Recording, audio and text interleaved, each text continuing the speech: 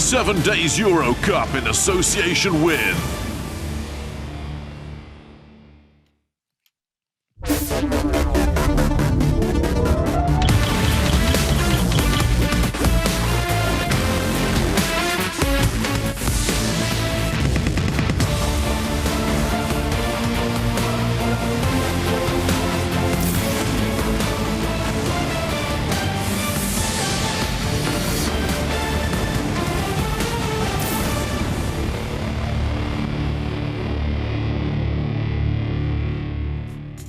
Well, good evening, everyone, and welcome to tonight's telecast of the finals in the 7 days EuroCup. It's game 2 in this 3-game series, and tonight 2011 champions UNICS Kazan host EuroCup debutants AS Monaco in the 19th edition of the 7 days EuroCup. Well, the young players from the Principality with the world-class casinos arrive at the basket hall in Kazan tonight playing with house money. They won the opening game the French Riviera a couple of days ago. You see the AS Monaco players making their arrival here to the basket hall in Kazan. They won the opening game of the series by just 2 points, so they can come to tonight's game and play without pressure. They make their way to the southwest corner of Russia in advance of tonight's tip-off. It's a young side, and we'll talk now to their coach, Zvezdan Mitrovic. Good evening. This is a crucial game tonight. So how is the team condition and of Monaco? I hope it's crucial that we finish tonight. Okay, I think it's second game, 1-0 for us. We expect, tough game, first of all. First time this season with like full gym, with the people in front of the audience, and we are happy about all this situation. So what do you expect from UNICS tonight? Oh, we respect UNICS. We know it's a great team, and I think we make great result in great game last game, and we expect. I don't know. I need to think what I need to expect for my guys, but for UNICS, I expect tough game, like coach said, big fight, and that's all. Thank you. Good luck. You're welcome. Well, the thoughts there of Coach Mitrovic, the head coach of the AS Monaco club. As you can see now, the players from Kazan making their way to their home arena. This arena lies along the banks of the Volga River, and so the Kazan players will have to play tonight like their backs are against the wall, because it is. They need to win tonight to force a game 3 to extend this series if they have any aspirations of lifting the EuroCup crown. Players making their way into the sports hall. It is definitely, hopefully, a home fortress for them tonight. They try to reverse that loss. We talk now to Coach Prifties. Dimitris, crucial game for UNICS. So what's planned tonight? Well, it's a wild game that we need to enjoy it, but at the same time we have to fight. Because there is a fact, both teams have made the EuroLeague. That's a very important goal. But all of us, both teams, they want to win the trophy. Unfortunately, our distance, for winning the trophy is 2 steps. Monaco is just 1 step. That means a little bit more stress for us. This is something that we have to handle, and of course, psychological boost for Monaco. This is one part of the game that in this kind of games, plays important role. Thank you. Good luck. Thank you. For the sentiments there of tonight's home coach, it is live images now from inside the basket hall. Game 2 in this final series between UNICS Kazan and AS Monaco in the 19th edition of the 7 days EuroCup. My name is Liam Canny. I'm joined in the commentary booth tonight by my partner, Martin Henlin. And Martin, I found Coach Prifties' comments interesting. He said the pressure is very much on us. Yeah, and he's absolutely right as well. They've got a do-or-die situation, which can help inspire them. And already you see Coach Mitrovic with Monaco very relaxed, but Prifties, he knows that the team is out of balance, so they've got to get back to what got them to the finals in the first place. We saw the past champions in this competition. UNICS Kazan won this competition back in 2011. They lost the finals in 2014.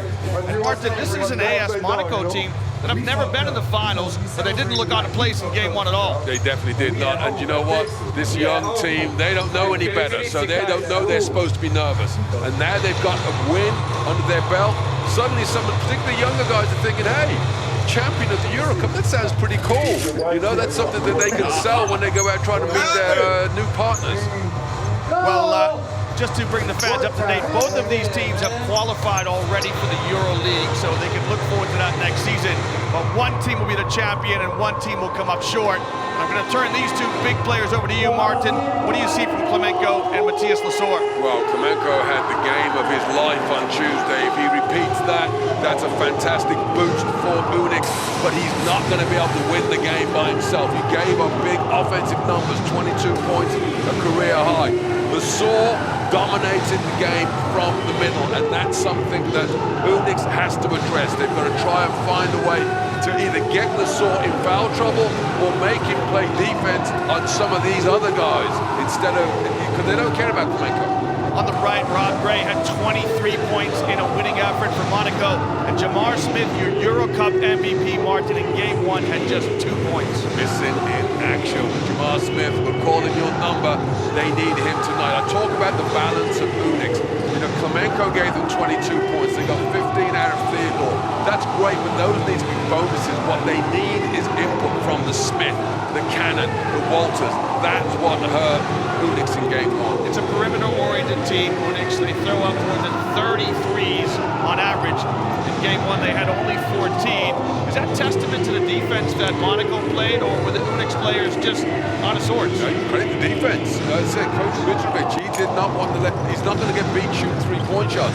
And again, this goes back to the point about Klemenko. He gets 22 points operating around the basket, but he's no set threat from three. So Lasor was protecting him to help on any penetrations, and the rest of the players are pushing out, trying to challenge three-point shots, making them difficult to get. And they didn't come out of the flow. They had to force the threes they put up. Klemenko fills in for the injured Jordan Morgan, and Klemenko played 13 minutes all season in the regular season, and he has that outstanding career best 22 points. At times, Matthias Lasor, as we were talking off air, Martin, will sag off Klemenko and try to help out on the guards. Can he afford to do that again tonight? Yes, he can. That's his objective. If they're going to put pressure on the three-point shooters, they need to have help when they drive around them, and that's where he comes into play. Now, of course, Klemenko, that's the risk they're prepared to take. I can't imagine Coach Mitrovic changing out of that. But also now, there's a little bit more pressure on Klemenko. He was losing. He said he's played 13 minutes all year. Suddenly he starts. He's not on the scouting report. He's on the scouting report today. You better believe that. No doubt about that. And here's the Kazan roster. It is Isaiah Cannon, who can shoot from distance. It is also, of course, Jamar Smith, who's the EuroCup MVP. We're expecting a big night from him as we see the head coach, Dimitri Priftis, for UNICS Kazan as he walks the sideline. A very serious look from him. And just put us in the mind of the players, Martin. It's, you know, a couple of minutes before tip-off. What kind of things are they thinking about as we see the three wise men who will oversee tonight's game? Yeah, and I do like the fact that they rotate the officials from game to game, so that these officials come in clean. But as a player, the interesting thing for me tonight, Liam, is going to be how UNICS start this game. You know, do they say, oh, we're at home now, we're going to win easily, and they start trying to force threes early on? Or they're going to try and get some rhythm. The pace of the game was very much in favor of Monaco in game one. So if UNICS start to force threes and start missing, then all of a sudden they're going to be really a bit nervous. So that's the pressure on them. Meanwhile, for Monaco, they got nothing to lose. They got one in the bank. So if they go to game three, then the pressure's equal. Right now, they can be relaxed and play as hard as they can. The pressure's very much on the team in green. Here's your starting five for Monaco, and you like to play with Marcus Knight in game one. As you take a look here at the starting five for UNICS Kazan, we've already identified Klemenko. Just talk about Marcus Knight and the contribution he made. Well, here's the thing about Marcus Knight. He was almost overlooked in game one. We haven't really talked about him very much, but he's a top 5 scorer in the EuroCup this season. And if you look at his career, this is the absolute pinnacle of his basketball career. This for him is a shining light, and he is coming ready to play. He understands his limitations, but down the stretch in game one, he went straight to the basket and he got some big points.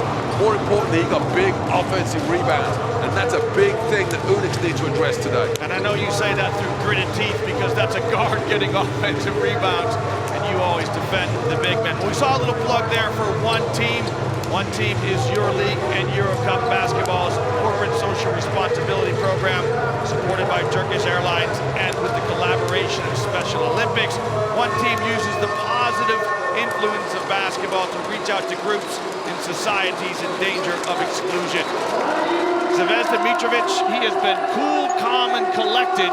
Somebody's got to tell him he's in the EuroCup finals. Well, if he doesn't get Coach of the Year, then I'll be a monkey's uncle. He probably got it under his chair right there. He has been so calm about this. We talked about it already, how he's did such a terrific job last year in the EuroLeague with an under-resourced Villeurbanne team. And he's done it here this year. And again, nobody's paid attention. This is their third year that Monaco's been in the EuroCup. And here they are, one win away from lifting the crown. So Monaco make the journey here to Kazan. It is the fourth time that these two teams have played each other. Martin, can you believe it? Kazan have never beaten Monaco in the 7 days EuroCup. That's an interesting stat. You pulled up on me right before the game. I hadn't looked at it in that context. I guess once you've lost to them 3 times, then yes, it's a notable statistic. But right now, neither team's thinking about that right now. What they're thinking about is this is a season within itself. 3-game season, if you can believe that.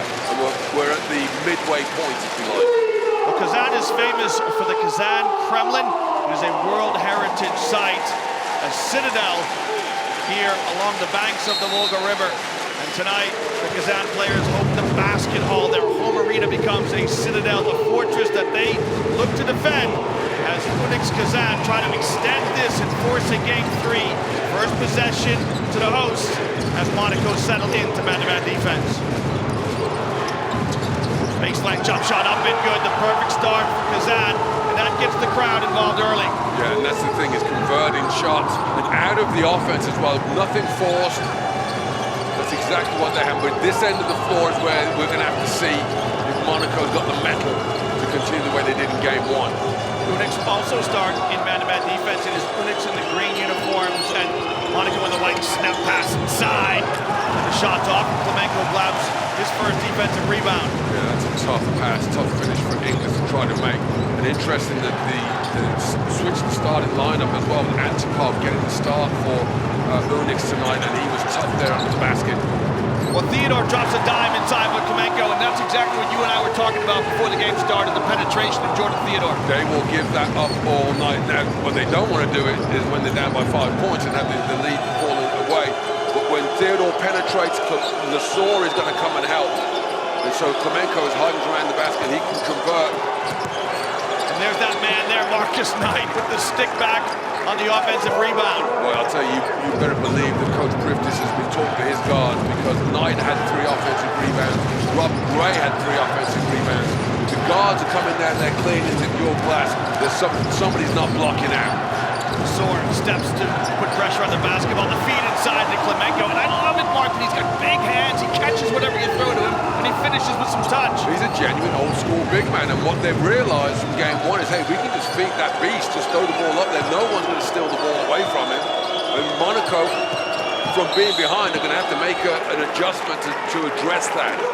Unless he keeps scoring down here. Dee Bost is going to beat his man on the bounce. He blows by Theodore on the left hand, just crosses in front of him to generate the contact, and finishes for tonight's first and 1. It's a soft foul by Theodore as well. You hear him, he's asking the referee, saying that Bost grabbed him on the arm. We saw Bost in the crossover dribble, and Theodore was yelling, help, help, help!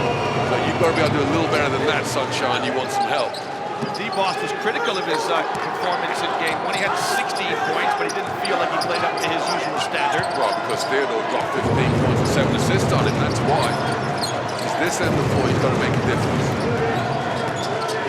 Theodore draws attention, pass to the corner, extra pass to Cannon, and Cannon leaves his shot short, but Klemenko keeps it alive to buy his team another possession. 3 on the way, and that's off the mark.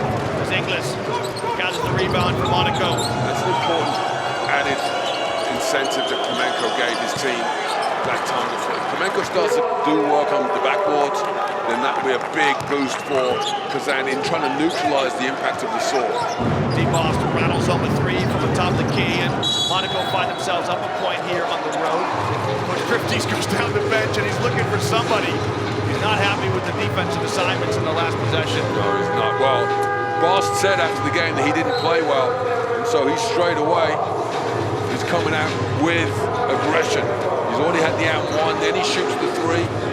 You know, he's the third in the EuroCup this season in made three-point buckets. Of course, number one and number two made three-point buckets are on the floor for UNICS in Cannon and Smith rather.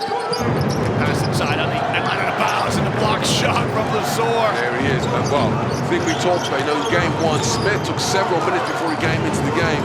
We're not even 3 minutes in and he's on the floor. Just to remind our viewers, Martin, Smith got himself in foul trouble early, picked up 2 quick ones in game 1 and sat for large passages of the first half. Yeah, but he's always the sixth man. He normally comes in about midway through the first quarter, but he's come in really early in this one, replacing John Holland. But there, we talk about the roaming role that Lesor has on defense. He probably couldn't even tell you what Klemenko's number is. He's not paying any attention to it. Well, great block there by Lesor as he introduces Smith to the ball game. Sideline out of bounds here for UNICS. They have a fresh shot clock.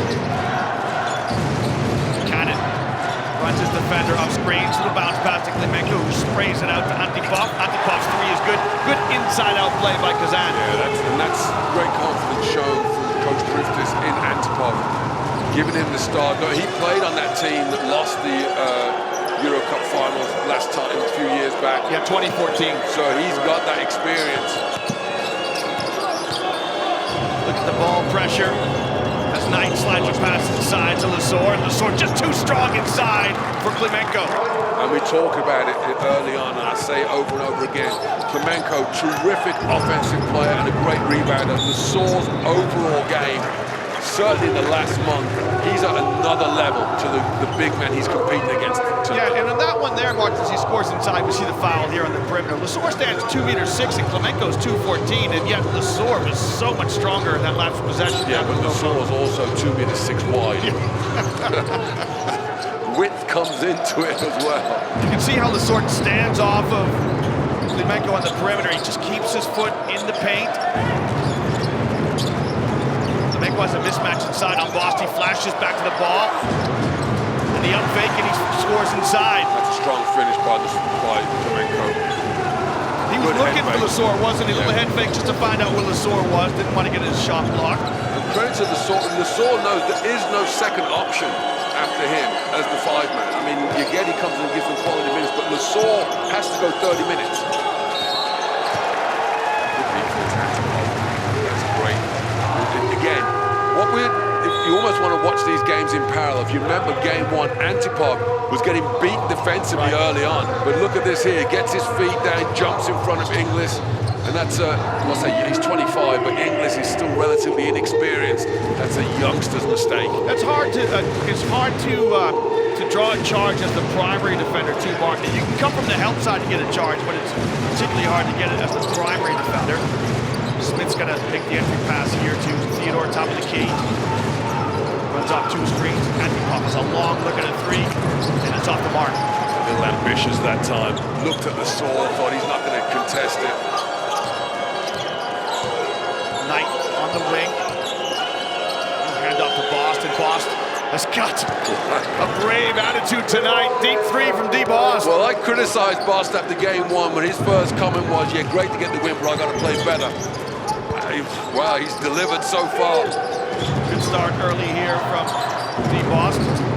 Smith slides a pass to Klemenko. Klemenko just couldn't convert inside. Partially blocked again by the sword. And Marcus Knight again played the series of his career once again down there doing the dirty work on the backboards. There's Knight wants to get physical with Smith. Smith picks up his first foul in the mid-post. And I'll make another quick point there. There's a sense for UNICS that, okay, yeah, we lost on the road in Monaco. We'll go back home. We've got our fans in front of us. It'll make things much easier. but you're still going to get the job done. You know, and the rhythm of the game is exactly the same as it looked in game one. Okay, the first couple of plays, what was it, 7-2 to start the game, but since then, Monaco has shown that they're not scared of UNICS. You would often think that playing in front of your home fans gives you an advantage, but sometimes it's that added pressure, the weight of expectation maybe, which adds a dimension that you don't necessarily want. Rob Gray's going to step into the game here. He had 23 points in game one. Well, Coach Mitrovic, you know, he's just trying to concentrate. It's amazing. If he was 2 centimeters taller, he would be an all-EuroLeague player. Just literally because of his height, but look at his footwork. But the thing about Coach Mitrovic's strategy, he knows his team is, to all intents and purposes, the underdog. So what he's trying to do is he just wants the game to be close in the last couple of minutes of the game. We always say that's when the coaches earn their corn. Yep. Whereas UNICS, they want to blow teams away. They want to, take them to school. Lesor does have some EuroLeague experience. He played with Cervena Zvezda and Bayern Munich in 2 seasons, and is a player that you talked about off air. JJ O'Brien goes to work in the paint. Yeah, and Liam, I keep saying this. From game one, the players that Monaco need to come up big all delivered. O'Brien was excellent off the bench. Saul we're talking about, Bost, Knight. Those are their prime players. So the youngsters, they just give what they can. Whereas UNICS, Smith didn't turn up. Walters was nothing for them. Very little from Cannon. And that's the difference. This is where I'm talking about the balance, the dynamic of this game has got to change for UNICS. Monaco had 5 players in double digits, which is exactly the point you're making. Pass inside. And UNICS will get a trip to the line. And when you're struggling to get the scoreboard to tick over, sometimes a trip to the line is just what you need. Yeah, free throws was something they didn't get a lot of because they spent so much time shooting jump shots, which was strange because they weren't 3-point jump shots. Yeah, and this, they need to get free throws. You need to score from all courts on the floor, obviously. But what they're lacking is the 3-point shots out of the offense. You've seen that again. Antipov has sprung open for one so far, but they're not getting the open looks that they normally get. They had the one to start the game. So again, the defense of Monaco, it's a very simple system, dare I say it. Everybody in the perimeter, get out, do not let them shoot open threes. Not much help around the basket. So they're forcing UNICS to try to get layups, which is not their game plan. Well, Kazan got to the free throw line 17 times in game one as compared to 29 trips for Monaco. Brian across the midcourt stripe and hands off to Gray. Gray likes to create with the ball in his hands. He's a shooter who can make his own shot, and he fires from distance and introduces himself to the ball game. Well, in Bost and Gray, you've got players that do not need anybody to be able to pass because they create their own. Smith's shot is short. A rebound inside for a cheap 2 by John Holland. Well, they want those offensive stickbacks from the likes of Brown, Holland, whoever. Yeah, we're correct. That's John Brown. Yeah, Brown. Yep. They need more positive action out of Smith. Loose ball. Boy there just gave up on himself. He did all the hard work. He backed Smith down, and he started going fake and just 10 centimeters taller than him. Just jump up and shoot over him. He's not going to block your shot. The game's been pretty clean so far. Just the second turnover. I think we're going to make a trip down the floor. Is it free throws here for Kazan? Monaco are in the penalty, so it is another trip to the line for UNICS Kazan. Player didn't give them much on Tuesday night as entering the game. Carl White, another player that had a huge impact. We keep talking about the semi-final series win over Bologna. Yeah. The question has to be asked, dare I say, did they peak in Italy? Was that as good as it gets for them? And so they're not motivated to get back up to that level again. White was outstanding against Bologna. It was a 3-game series, and in that final game, it was 107-100, an absolute shootout as UNICS Kazan. And many people were saying, Martin, that was your final 2 best teams in the competition. In fact, the only games that Bologna lost all season, the 2 they lost to Kazan. Well, the scoreboard would beg to differ with that theory. Nice pass to Smith, who moves it on one more. Theodore, who's going to shoot it? Smith from the baseline, his shot rims out. go flying at Smith when he was setting up at the three-point line. They don't mind if he drives. You're not going to beat us with twos, Jamal. Bost rides the high screen. Bost has 9 points. And they can't leave him loose because they know he wants to shoot threes. Deep three from Dee Bost. It's off the mark.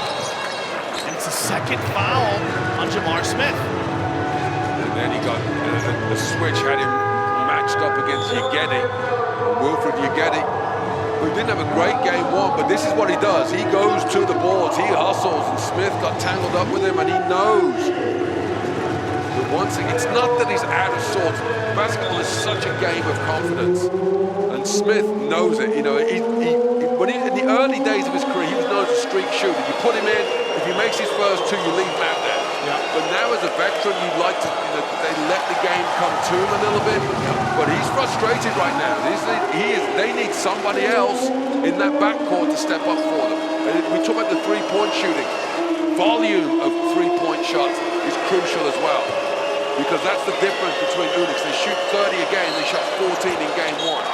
Where are they right now? They've shot one more to Monaco. They need that to be plus 10 in attempts. And nobody shoots more than Jamar Smith. Second all-time leading scorer in EuroCup history. He needs 60 points to pass Bojan Dubljevich, but he finds himself rooted to the bench again early on. If you're Coach Prifties, Martin, you're mindful. When do you think about bringing him back? Does he come back in the second quarter? Well, the typical way to go. 2,000 the first quarter. I see you in the second half. Wow. And that's what happened in game one. Exactly Again, right. Coach Mitrovic with his Coach of the Year award, which they haven't given to him yet, but they will be. Win or lose, I think. You know, his team are playing his game plan. Gray scraps for it. His attempt inside, no good. Offensive rebound by Ugent, and he's swallowed up by green jerseys. And this is the pace now that UNICS want to set up and down, get some transition baskets. Cannon rides the drag screen and converts. Tough bucket inside. Yeah, but it's a difference between going to the basket when you see Wilfred Ugent or Abdullah Bundoy and Matthias Masor. And that's why he went with confidence. Cannon's got to get his points in the business end of the game, as in now. And that's a good sign for UNICS. We're knotted up at 20 each as O'Brien shot hits the heel of the rim, long rebound into the hands of Cannon. Again, rides the drag screen of White and picks up a foul. Pace of the game, as you just said, Liam, is going very much in favor of UNICS right now. I love these little drag screens, Martin. You know, it just allows you to keep the game going before you get into a set. Yeah, but how many times this season, particularly, we've seen those 10 offensive fouls? So credit to UNICS for setting those screens well. You know, right now, actually that foul is a good foul because I think that Monaco was huffing and puffing a little bit. Fatigue, you could see on the floor. You know, as Coach Mitrovic said in his pre-game comments, you know, they had a difficult journey to get here in the first place. And anybody who's been to Kazan knows it's a long, long way. We're in the southwest part of Russia, a long way from the French Riviera as far as the weather's concerned as well. Cannon converts the first free throw. Yeah, normally I do look at the route. I would imagine they probably went from Nice to either Paris or Frankfurt, then maybe have to change in Moscow again. It's not a direct flight to Kazan, that part of France. Spent one day traveling. Yesterday they had a light workout here in the arena. And here we are now. Just over a minute to play in the first quarter. Bryant guarding closely by White, gets it across the midcourt stripe. Finds a guard. Knight exchanges with O'Brien, rides the screen of Lasor. Shot clock under 10. As Knight lets fly from the top of the key, and that's off the mark. That's a good shot for UNICS. Marcus Knight with most of his damage going to the basket. They can pull up to threes. That neutralizes him somewhat. Nate Walters on the right hand, drops a pass inside to White, who converts. Nice give by Nate Walters.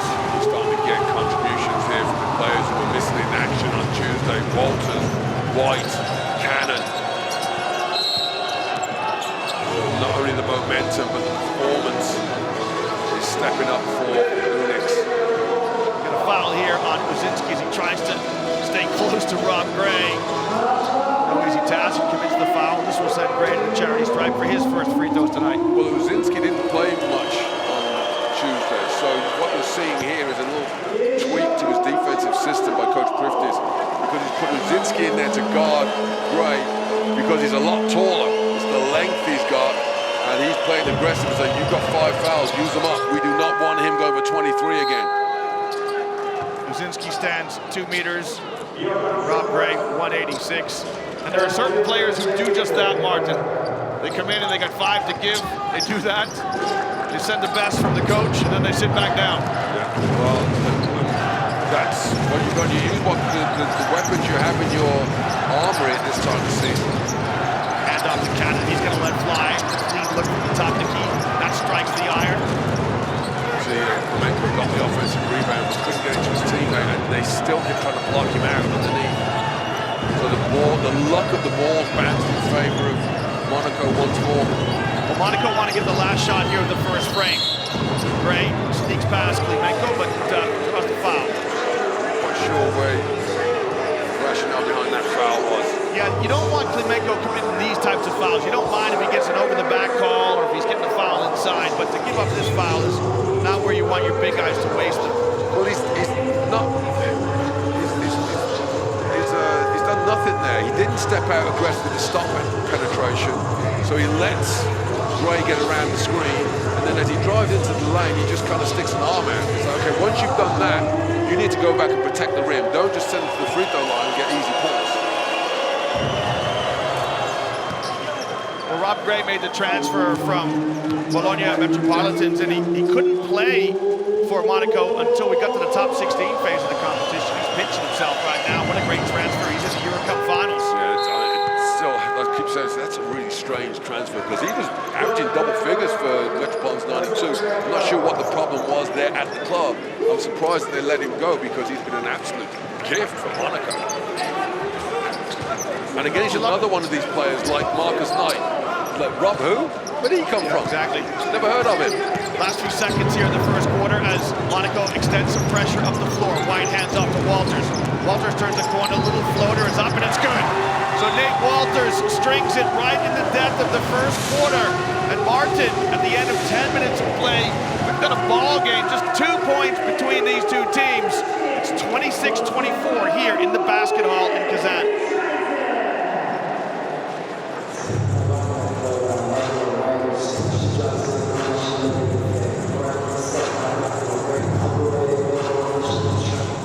Take a look at some highlights here in this first quarter. This game perfectly poised, just 2 points separate tonight's two clubs in game 2 in the playoffs of the 7 days EuroCup. Matthias Lesor trying to do his bit to keep his club in the game. Right now, Kazan paced in scoring by John Brown with 4 and Isaiah Cannon with 4. Monaco led by Dee Bost, who's come out in electric form. Bost with 9 points. What's a perfect start for that American guard. Balanced scoring from Monaco. J.J. O'Brien gets inside. Rob Gray has 7 points as well. So the players who you're expecting to perform well for Coach Mitrovic have certainly arrived here in the opening quarter. We'll take a look at some numbers, Martin, and you can break this first quarter play down for us. Yeah, well, the big one there, 3-point percentages and volume. Monaco are matching, actually, they're surpassing UNICS from the 3-point line once again. So the 2-point shooting almost becomes irrelevant. That's the difference between the two teams. The worrying thing for UNICS is the offense obviously is rolling. 26 points is terrific. But defensively, they've got to be better. Monaco, what they did in game 2 was, game 1 rather, every time there was pressure on them, at the offensive end, they came up with an answer, and they've done that so far tonight. UNICS must be feeling that they should be in control of this game so far, but they are not. Talk about how good off-air defensively Monaco bet this season. They've conceded only 75 points, and so when they gave up 87 points in game 1, you would have thought they lost it, but they were good offensively. They obviously won 89-87, and here we are now, as you said, in what's been a high-scoring first quarter. But and you've got to expect that the scoring won't continue at that sort of level as the game wears on, and so the question is which team has another level of intensity to go to defensively. It's fair to say we'd expect that to be Monaco. Well, Gray and Boston start in the backcourt for Monaco. O'Brien, Knight, and Lesueur round out the starting five. Spin move inside for O'Brien. He can't convert. Lesueur with the offensive rebound. His stick back is off the mark. And that's, obviously you want the points for Monaco, but it's good to see them crashing the boards because they're making UNICS work on the defensive end. Kazan, let's fly. Just can't find his touch, and Marcus Knight does the dirty work on the backboard. Well, the issue for them with their three-point shoot, when they're open there, they feel like they have to shoot because they've not been able to get open in game one. So now, I've got to pull the trigger. And actually, Kazan, you know, he's well guarded there. Move the ball around. He's still got 15 seconds left. So Matthias Lesueur draws the foul here on Makara White, and I think it's before the act of shooting. We'll see what the referees say. Yeah, they called it on the floor. Well, but it may be discussed if there's any after there for Makara White. White would be another player who'd be frustrated with the contribution he made in game one. Yeah, he had just 6 points in game one. He had 5 rebounds, which not a bad return. But he was huge defensively against Bologna. He was out there, but we didn't actually see what he wasn't. Nothing memorable that he did in game one. And he needs to, and this, Lesueur, when he posts up, that it's a great move, straight away into his dribble, trying to draw contact, trying to draw fouls, not necessarily trying to get points. And that's something that you've got to be ready for. That's what you haven't read the scout report. That's what the guy does. Be ready. You're quicker than he is. You should be able to move your feet. Watch Lesueur catch it straight if he goes to work. There's that little extra there, little afters, little hot sauce on his chicken wings. Well, Martin, you know, it's the game inside the game. The 2 post players. Akara's just trying to send a message. We see Jordi Bertomeu, who's the CEO of EuroLeague basketball here in Kazan. Wearing Kazan colors. He's got a green and blue tie on. Well, of course, he's got to be there because you could have a champion crowd. Right. He's got, wherever the trophy goes, Jordy's got to be there in case he has to give it out. So the referee signal is just a regular foul.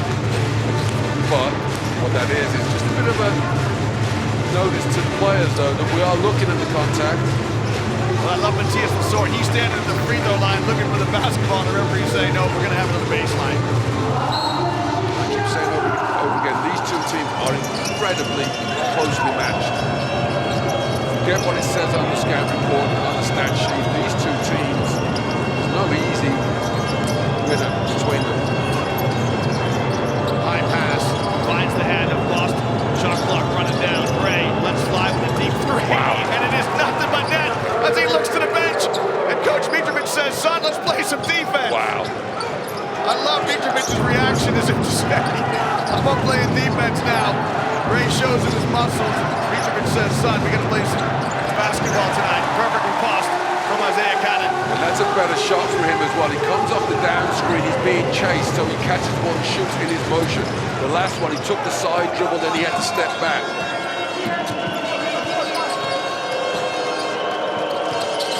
There's Knight on the wing, sweeps, draws a foul on Isaiah Kazan.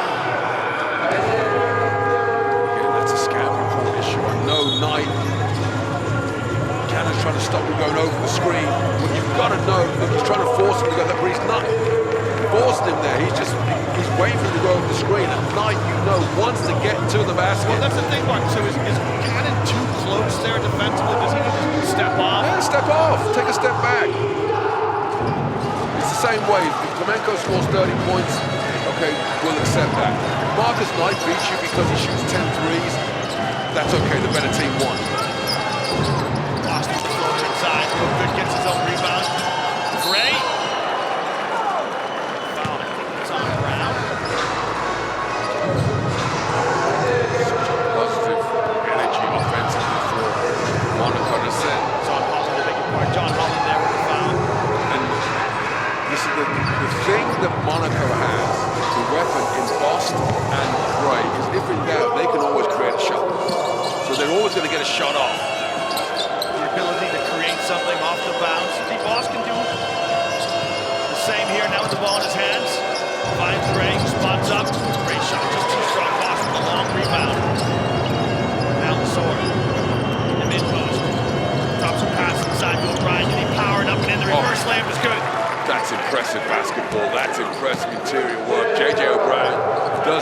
the credit that he is due, because that pass he received, he had a lot of work to do to finish that play. Monaco with the +3 rebounding advantage so far in the game. 5 offensive boards as well there. They are doing the number right now on UNICS. Cannon shot rims out.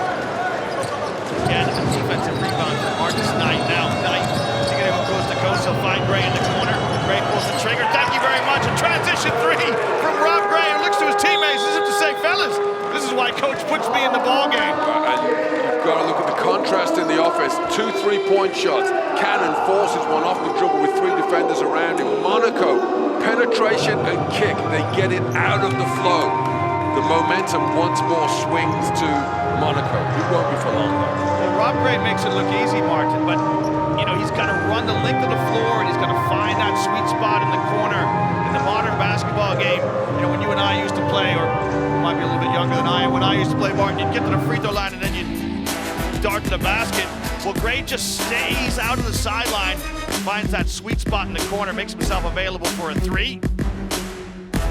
Well, we say that Rob Gray is the best player you'd ever heard of right now. The thing about him is he may have come from lesser stock, but he has got uber confidence. He is not afraid of anything or anybody, and it looks like he's never seen a shot he didn't like. Yes. Well, right now, Rob Gray has got a baker's dozen. He's got 13 points. He is 3 of 4 from behind the arc, perfect 4 of 4 from the charity stripe, and there's the line on Rob Gray tonight. 13 points, and we're not even at halftime yet. Yeah, and he's a guy that can go off for big numbers. We saw 23 points in game 1, 25 points against Granca in game 1 of the semi-finals. This is a guy that is very happy to put points up. He can make big shots too. He made that buzzer beater in the second game of the semi-finals against Gran Canaria to get Monaco to the finals. Well, he's not scared of anything. He's not scared to shoot any shot, so he wants the ball in his hands. Here's Walters, guarded closely by Bost. Walters, baseline jump shot is good. Good, strong play by Nate Walters. Yeah, that's a strong part of Walters' game. I think get more of that. That will help. But so even though the momentum swung in Monaco's favor, it's still a 1-point game. O'Brien can't get it to Bost. Now he'll hand it off to Gray. Gray goes into the land of the trees. No good. And the offensive rebound by J.J. O'Brien. Well, ugly shot by Gray, but here's the thing. So when Rob Gray's got the ball in his hands, everybody on his team knows he's going to shoot the ball. Yeah. Right? So it's not, you know, we talked about it in game 1. He's not getting any assists, so he knows he's putting it up. So his teammates know to go to the glass, and that's where they've got 6 offensive boards now. Well, Rob Gray, yeah, he didn't have any assists in game 1, Mark. No, we talked about it in the game. That's right. He's not passing. You know, if you interview, you'll say, well, I looked at my contract and I didn't say there's no bonus for averaging 5 assists a game. I'm going to defend him. He got 4 rebounds in game 1, so he's doing a little bit more than scoring. I know you like to pick on the little guy. I'm not picking on him. That's a good thing. You know what he's going to do. This is, as a teammate, again, you are operating as a team. I know when he's on the floor, he's going to shoot the basketball. So as a teammate, I'm going to go rebound when he puts the ball up. I'm not going to put my hands out, wait to receive the pass. You're not going to show your hands. Jordan Theodore here now weaves through the lane. Directing traffic as the shot clock runs down. White gets a touch now. White's going to go with the youngster. And White comes up short. And a good determined effort by Okara White. White's attacking Ndoye. He gets the offensive rebound. You see the saw hanging around. Got the block shot. Okay, the foul's on Ndoye. The saw is still that danger. You've got to find a way to make him less effective because he is the roaming defender. It's the second EuroCup season for Okara White. He played with Aris Thessaloniki back in the 2015-2016 season. Three of those too strong. Well, contrast White to the likes of Knight and Gray. White's got a huge reputation. You know, he's a player that you're expecting big things out of him. Misses both free throws and Losor gathers the defensive rebound. My old favorite trick. Nothing more devastating than big man swats off the rim. He's about to drop in. Bryant trying to post up inside. He can't get the pass from Inglis. Now Inglis does and turns and draws the foul on John Holland. Look at that, they're in the bonus already. So here's so Monaco, they've getting the scoring out of Bost, and they're getting it out of Gray, and the rest of the players are drawing fouls. So it's almost like having another scorer on the floor. You know, Inglis is not going to get 20 points, but he might draw 3-4 fouls and go and get 4 or 5 points at the free throw line. Good foul discipline for Monaco. They just have one team foul so far. This misses the first free throw. But part of that is because UNICS are going in search of jump shots. They're not, you know, you've got to take what the defense gives you. You've got to force them to step off you on the three-point shots. This is from French Guiana originally. We're going to get another free throw here. It's a bit of violation. Now it's the shooter. It's on the shooter. His foot crossed the line. He's 25 years old, but he's a lot younger than his pastor, what have you. So he's very inexperienced. But you know, between him, Gamahi, and Ndoye, and you get to play well tonight. You know, they just need contribution from them. Jordan Theodore strings that three. Gets Kazan back in front. And as well as Monaco have played, just can't seem to get rid of Kazan. White. Second effort won't go. Long rebound to the hands of Theodore, who wants to inject some pace. Theodore in the open floor. Kicks to the trailer. White pulls the trigger on a three. It's too long. Back to Monaco. Knight fans out. His shot's no good. Inglis inside. He draws the foul on Nate Walters. We had a track meet there for a couple of seconds. If Inglis doesn't make the free throws, he's drawing fouls. Yeah, exactly what we were talking about. He's not the weapon. That's not the weapon that you want him for. But look, there, Walters commits that foul. Clear foul that's given there. And at the other end, that was another one of those occasions. White was open. Did you have to shoot it? Are you the guy that we want making that three? Yes. You know, if you make it, that's great. When there's no rebounders, you know, we've got the lead. Let's get something else. Let's make this team, these pesky French players, play some defense.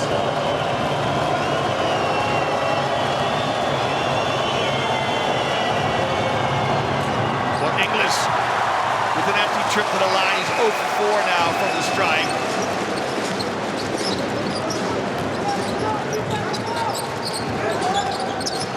Walters on the left hand. Foul on the floor from the referee signal, so we'll get an end line out of bounds. Again, to read the scout report, how far is Walters is going to shoot from that far out? Bost going to stay back, give him a bit of space. Yeah, Bost just helping the referee out there, saying it's on the floor. It's a foul, okay, but it didn't need to have that one.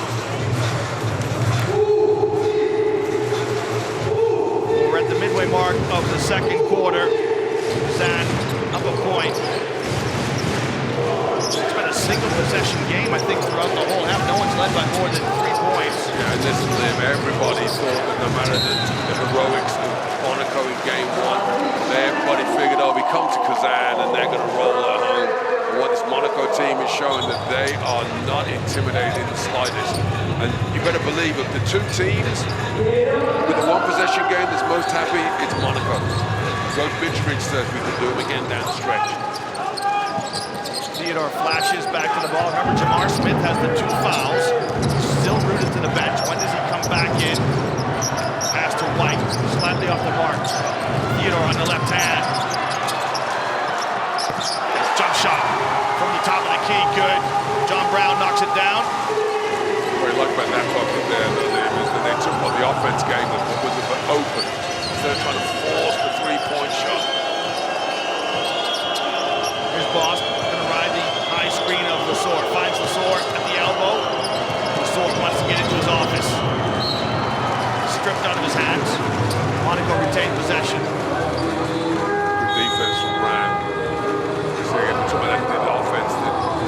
There again, got the help defense coming over. So Theodore has the ability to find the open man. Brown has showed himself very nice touch of the ring. You know what I like about that too, Martin, and coaches talk about this, on the penetration, somebody always fills the space that the penetrator started from, right? So if you're penetrating, you can always look back to where you left. And there should be somebody there, so it's a heady play by John Brown to find that little crease of space. Coach Mitrovic got to be pleased with his team so far. He's been cool, calm, and collected. Coach Profiti's getting involved as well. These two teams play each other for the 4th time in the club histories. And as yet, UNICS Kazan have not won a game. They're 0-3 against AS Monaco. If they don't win tonight, Monaco lift the crown. UNICS need to win tonight to force a game 3, which would be Sunday right here in Kazan. Well, the crowd really hasn't put Monaco off. We've got about 5,000 fans here in the arena. It's 70% full. They're certainly adding to the atmosphere, and it's great to see fans, isn't it, Martin? We've seen so few of them this season. The atmosphere is terrific, and I think it's given a boost to both teams.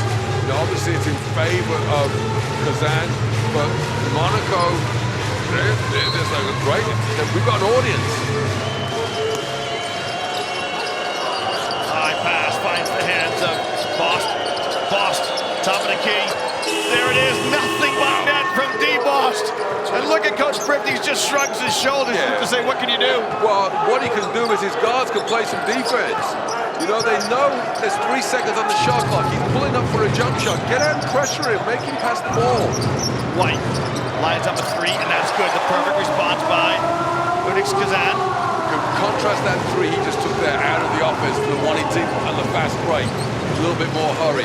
Yeah, he shot 32% from behind the arc all season. And when you've got Cannon on your team and Smith on your team, you're not necessarily the first option. Of course, Walters can shoot it as well. Here's Knight. Wow, he wants we've got a gunfight right now here. That's the 3rd time he's pulled the trigger from that spot. And Rob Gray has got his first assist. There you go. I take it back, Mr. Gray. We're going to get letters from his mom. Jordan Theodore trying to find White. Up fake from White. He'll stroll down the lane. And the offensive foul here. Great bit of hard-nosed defense, as I think it's Wilfred Yuget puts his body on the line. Well, Yuget, who his numbers, he leads the EuroCup in his PIR and his rebound on a per 40-minute basis. He doesn't play a lot of minutes, but you see, he had a pretty poor game 1. He got a lot of fouls, he gave up a couple of 3-point plays, and look at the hustle he's done tonight. He's putting up an effort, and this is what Monaco have had. Again, they're just trying to stick around. The UNICS has by far more weapons, but the role players are coming up big for Monaco.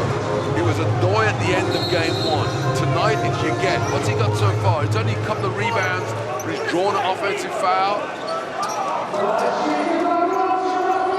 Well, 39 each here with 3 minutes to play in the first half. Kazan extending some pressure off the floor. Now, is it going to be a one-on-one? Lesor goes at Klimenko. Oh. And Lesor tries to foul on Artyom Klimenko. Coach Drift is not happy with this. Yeah, but you can see he's sliding to the right. Set. Yeah, he's not set at all, is he, Martin? Yeah, you're not going to criticize Klimenko for that, because he's a player that's not accustomed to playing in that position. Normally, he's expected to foul. Yeah. Whereas, and I'm picking on him as a big man here, Liam, so let me read. Listen, you just gave a guard a credit for an assist, and now you're picking on the big man. Yeah, because all you've got to do is bend your knees, and you've got to move your feet 2 steps. That's it. So a great coach taught me that one. They said, as a big man, you've got to move 2 steps. You haven't got to move 42 steps. You haven't got to sprint the whole floor. You're standing in the lane. You've got to slide 2 to the left and 2 to the right. That's it. And he didn't move them at all. He's trying to put his hip out there. What's the foul? So Lesor makes the free throws. Heady play by Lesor as he attacks it. Monaco extends some pressure up the floor. They settle back into man-to-man defense. Foul count mounts up as well. Lesor, 6 fouls in game 1. He's been drawn 3 here tonight. Klimenko, nice move by Klimenko. Just doesn't get any love from the rim. Gets his own rebound and kicks it out. Who's going to pick it up? It's Walters. Good play by Klimenko. Wanted to finish that layup, but that's okay. We'll live with that.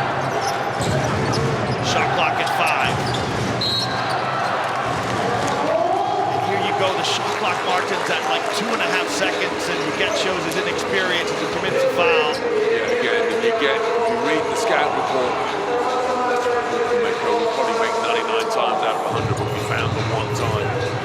With the foul here, read the scout report, Theodore, he had 7 assists in game 1. He's got a couple of assists. He's looking to penetrate and kick. If he makes the 3, you're suffering. The coach is not going to get angry because Theodore had a bunch of 3s. Walters in the corner, gets in the lane. Great defense by Marcus Knight. It's a 3-on-2 opportunity here. And terrific hustle by John Brown. Rob Gray trying to turn into Jason Kidd, passing all over the place. Gray trying to find Knight, and look at the hustle here from John Brown. I know we're making fun of it, and we're not making fun of it, we're making fun of the situation because that's his job. But you know, his career high for assists is 3. You know, he's not going to be giving it up too much. He made the right. I actually expected him to keep it that time. You know, I just think and it would have been the right decision because we know he's looking to score. Maybe too unselfish in that particular instance. You got to credit the transition defense of John Brown, and Gray has earned himself another trip to the line. He's been making hay at the line tonight. Perfect 4 of 4 from the strike. That's 13 points.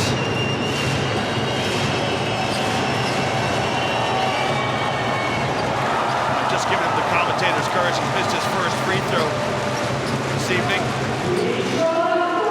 Another one who was self-critical after the game. Some big shots.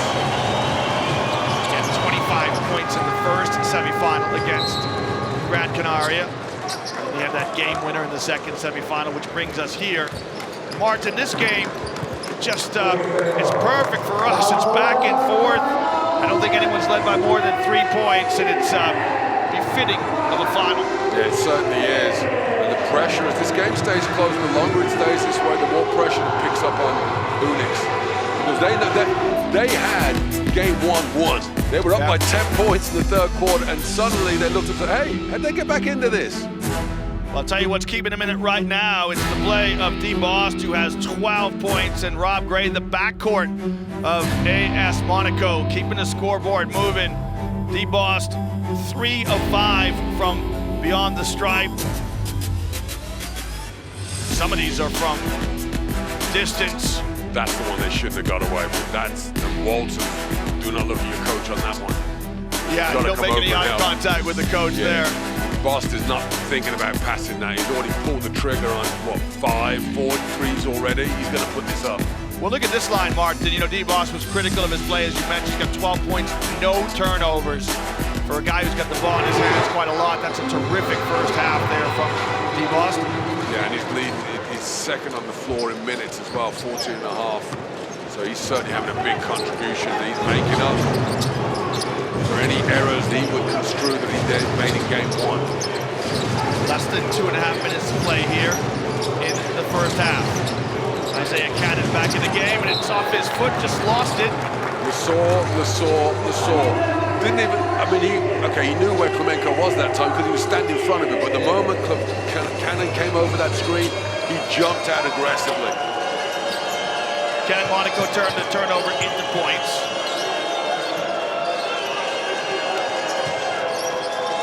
Dee Bost in the center circle, finds Gray. Now Gray pulls up, and he just knocks down a 3. Yeah, Uzinski can't guard Gray once he's got the ball in his hands because he's just too quick. The thing about Rob Gray is because he's so svelte, he's slender, he's short, he's not the kind of player who's going to be high on anybody's recruitment list. But when you get him in the game, he is a weapon to behold.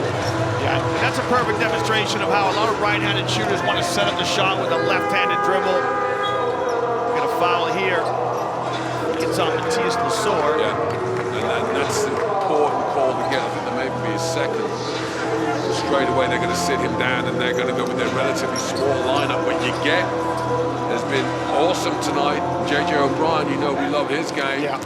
But it's an opportunity for UNICS, but there's only 1.5 minutes left till halftime. So I can confirm you're right, Martin. It is Lesaur's second foul, so he'll step out. Jordan Theodore steps to the line. Theodore had a bright game. In game 1, he had 15 points, the second leading scorer for Kazan. He had the ball in his hands for large passages of game 1. He makes both.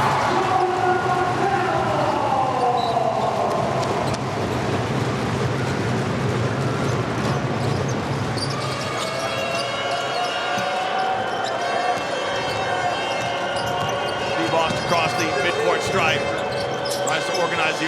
Johnson. Guarded closely by Theodore. Trying to just be all over Rob Gray. Good block there by Uzinski, who comes back and he tells Rob Gray a little something about it. Gray needs to stop and talk to the referee. Nice bounce pass. And the layup inside. Terrific pass by Jordan Theodore to open up John Brown for the lay-in. Gray argued the referee wanted to get a foul. There was no foul in there. And even if there was, the referee's not going to go back and change his call. Yeah. Get back on defense and help. While you're arguing with the referee, this is what's happening. I love this bounce pass from Theodore, and John Brown still had some work to do. Goes to the left hand, little bounce pass which bisects the defenders, and you can see Dee Bost gets out of the way as Brown lays it up and in. Well, again, the role players, Theodore, Brown, coming up big. Klemenko coming up big for UNICS. Where's Isaiah Cannon? But we know where Jamar Smith is. Yeah, Jamar Smith again rooted to the bench with those 2 fouls, and you were right. So Coach Prifty is going to wait until the second half. He won't, I don't think he'll come in at this stage of the half for sure. He's on ice right now. And so there's a challenge for Jamar Smith. He's got to know that in game 1 he came in and just forced the game too much. So he's got to relax, let the game come. He is a top quality player. So, and eventually he will get his. Just got to be patient. Yeah, let the game come to him. Exactly right. Same thing for Isaiah Cannon. He's trying to force a little bit. Although, to be fair, Cannon, that's more his game. He gets the ball, he goes to work. Tries to bulldoze his way to points. Well, right now, Martin Cannon just 1 of 5 from three-point land. Has 7 points. We talk about the total of three-point attempts again. And it's 13 threes for UNICS, 14 for Monaco. So regardless of the percentages, that's perfect if you're Monaco. They're not dominating in three-point shooting. Little dribble weave here from the guards from Monaco. O'Brien flashes. Foul here, yeah. That's a pop from George, referee all you want. But no, Coach Prifty saying, hey, you body bump him in front of the referee. That's a foul. Right next to him. It's frustrating, isn't it, Martin? Because J.J. O'Brien's not going to score there. He's got his back to the basket. He's 30 feet from the bucket. But he could score from the line. This is the first one. 5 in a row they've missed the team. They are from the line right now.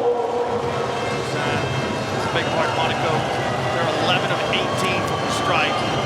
Quite a few consecutive misses, and then English missed 4 in a row. Yeah.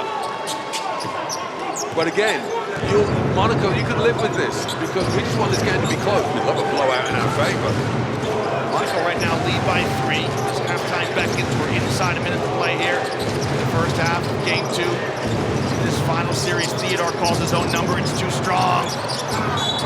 And the hustle play wouldn't fall for him, but John Brown is everywhere. Does all the little things that a team needs. Yeah, well, with no Matthias Lesor on the floor, he is the boss of the paint. Again, Wilfred Leggetti, he's got to worry about blocking him out rather than trying to go after rebounds. So Brown with a chance to draw Kazan to within a point here. He's been a major weapon for them. You know, he's now leading scorer. 9 points, about to go to 10 if he makes this. 7 rebounds as well. So again, he's doing his job. What they're missing are their A1 stars. He had 20 points against Bologna. Was the Week 2 MVP in the semifinals with Brown. Brings his club to within 1. Bost on the wing, trying to avoid the trap. Does. So they need something out of Bost right here. Brown steps hard into the high post, and you get with a finish. What? Again, the kids, they don't know any better.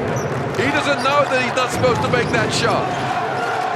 15 seconds here as halftime calls. Jordan Theodore wants to get the last shot, directing traffic here between the circles. Game clock under 10. Cannon flashes back to the ball, doesn't get it. Theodore in the lane and scores off the right hand. Well, Jordan Theodore brings the first half to a close with the scoop and score on the right hand. And after 20 minutes of play, just 1 point separates these two teams. Your score at halftime, 47 UNICS Kazan, 48 AS Monaco.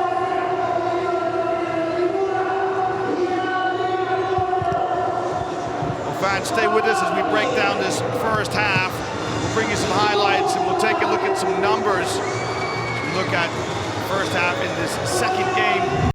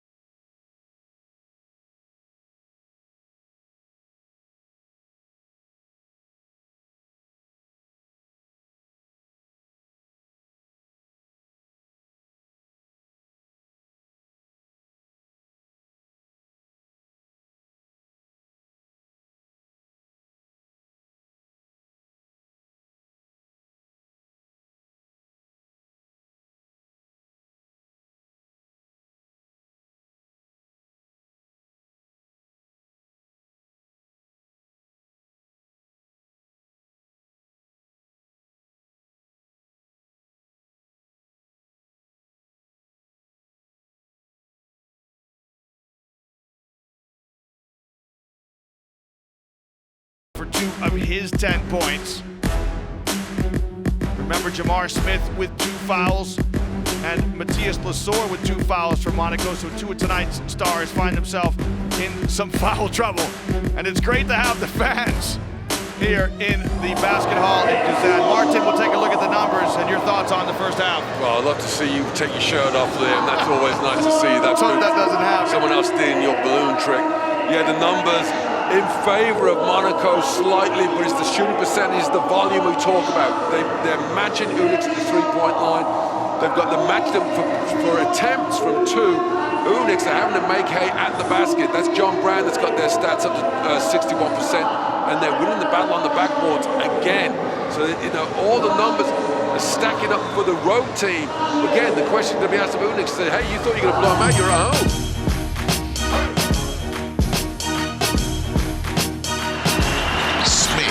Take on a really deep 2 and make it look so easy. Brown picks up another offensive rebound. Smith will take it on and sink it.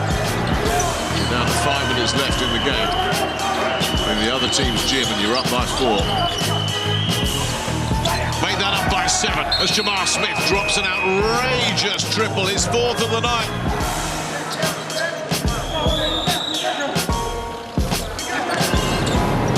Into the lane, kicks it back out, straight into the hands of Isaiah Cannon though. It's another turnover. Cannon puts the brakes on, waits for Smith. Here's Jamar Smith, got it! He stands all-time #1 in the EuroCup for 3-pointers made.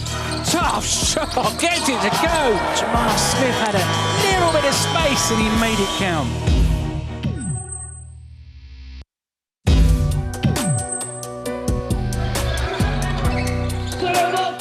Teodosic, defended by Brown, and he slices right past him. Oh, big bucket from Milos Teodosic. Jamar Smith pulls up inside the arc and hits the 2. It's in the hands of Smith, he's going to let it fly. And right on cue, Jamar Smith. Swinging around the perimeter, Cordigne, so explosive on the first step. Just take it inside for the throwdown. What a magnificent move.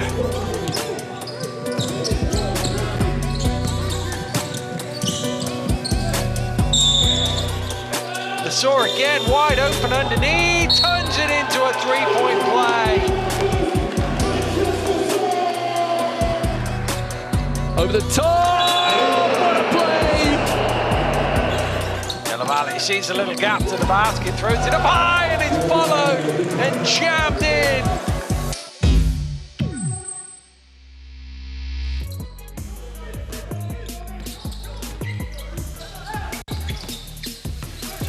The alley-oop, perfect screen and roll from Theodore to Brown.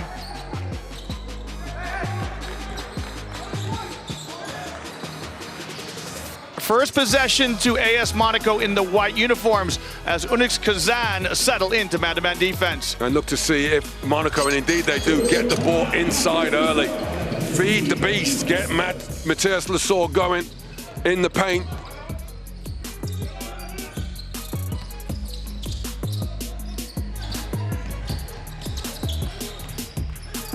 Klimenko with a thunder dunk. And all of a sudden, Kazan opened their scoring account.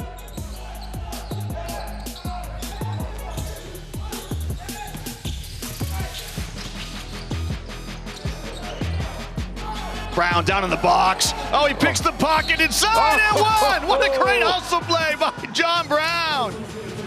Oh my word. John Brown stealing every game he's played this season. If that's not play of the game, I don't know what is. Watch this.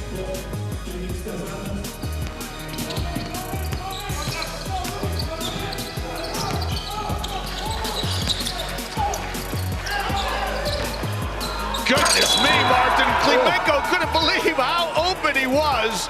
He turns around and says, you know what? I'm going to go right to the rack. And he does with authority. I said they don't hand out medals in game one, but they do hand out plays of the game, and that's one that we will certainly see again. Klimenko. Well, good evening, everyone, and welcome to tonight's telecast of Game 1 in the 19th edition of the 7 days EuroCup final. Tonight, AS Monaco hosts UNICS Kazan in the start of a 3-game series to lift the European crown. And look to see if Monaco, and indeed they do, get the ball inside early.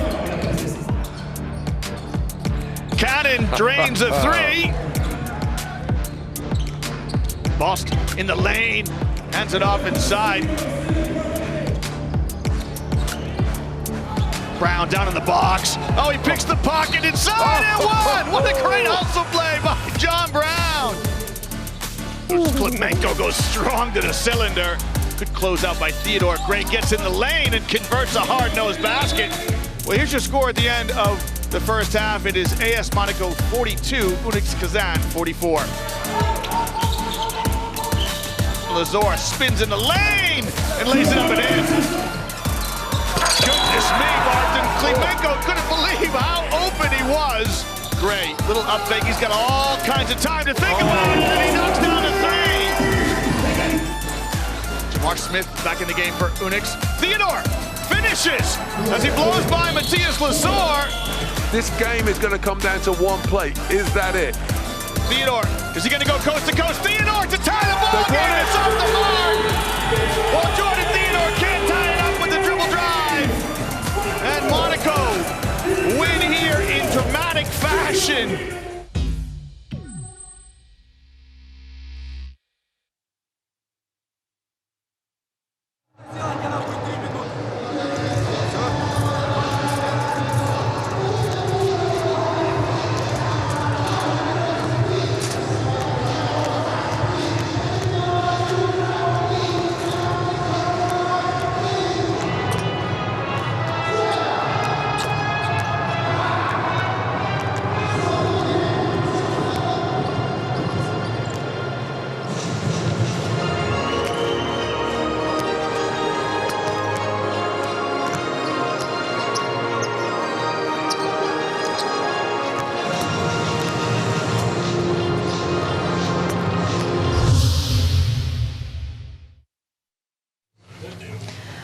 Very equal first half. So, what did you say to your players in the locker room? It's like for us maybe next 20 minutes for the trophy. I think it's like you said, point by point, both sides very equal game, and let's try to maybe play better defense. Maybe they can give us chance to win the EuroCup. Thank you. You're welcome.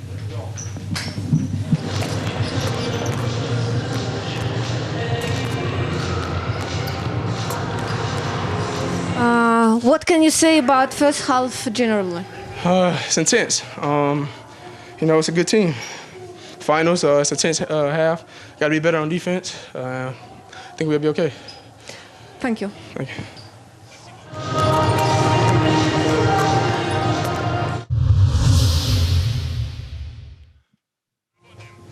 Very equal first half. So, what should UNICS to do to succeed tonight? For sure, we have to improve our defense. It's too many points, okay, and it's obvious that the main problem that we have is defensive rebound. We have to control it. Thanks. Well, welcome back to the basket hall in Kazan. Liam Canny and Martin Hedlund here for this final. Very equal game. So what should you do to succeed in the second half? Simple. We got to play defense. You know, we worry too much on the offensive end. We got to box out and defend, and everything else take care of itself. Thanks. All right.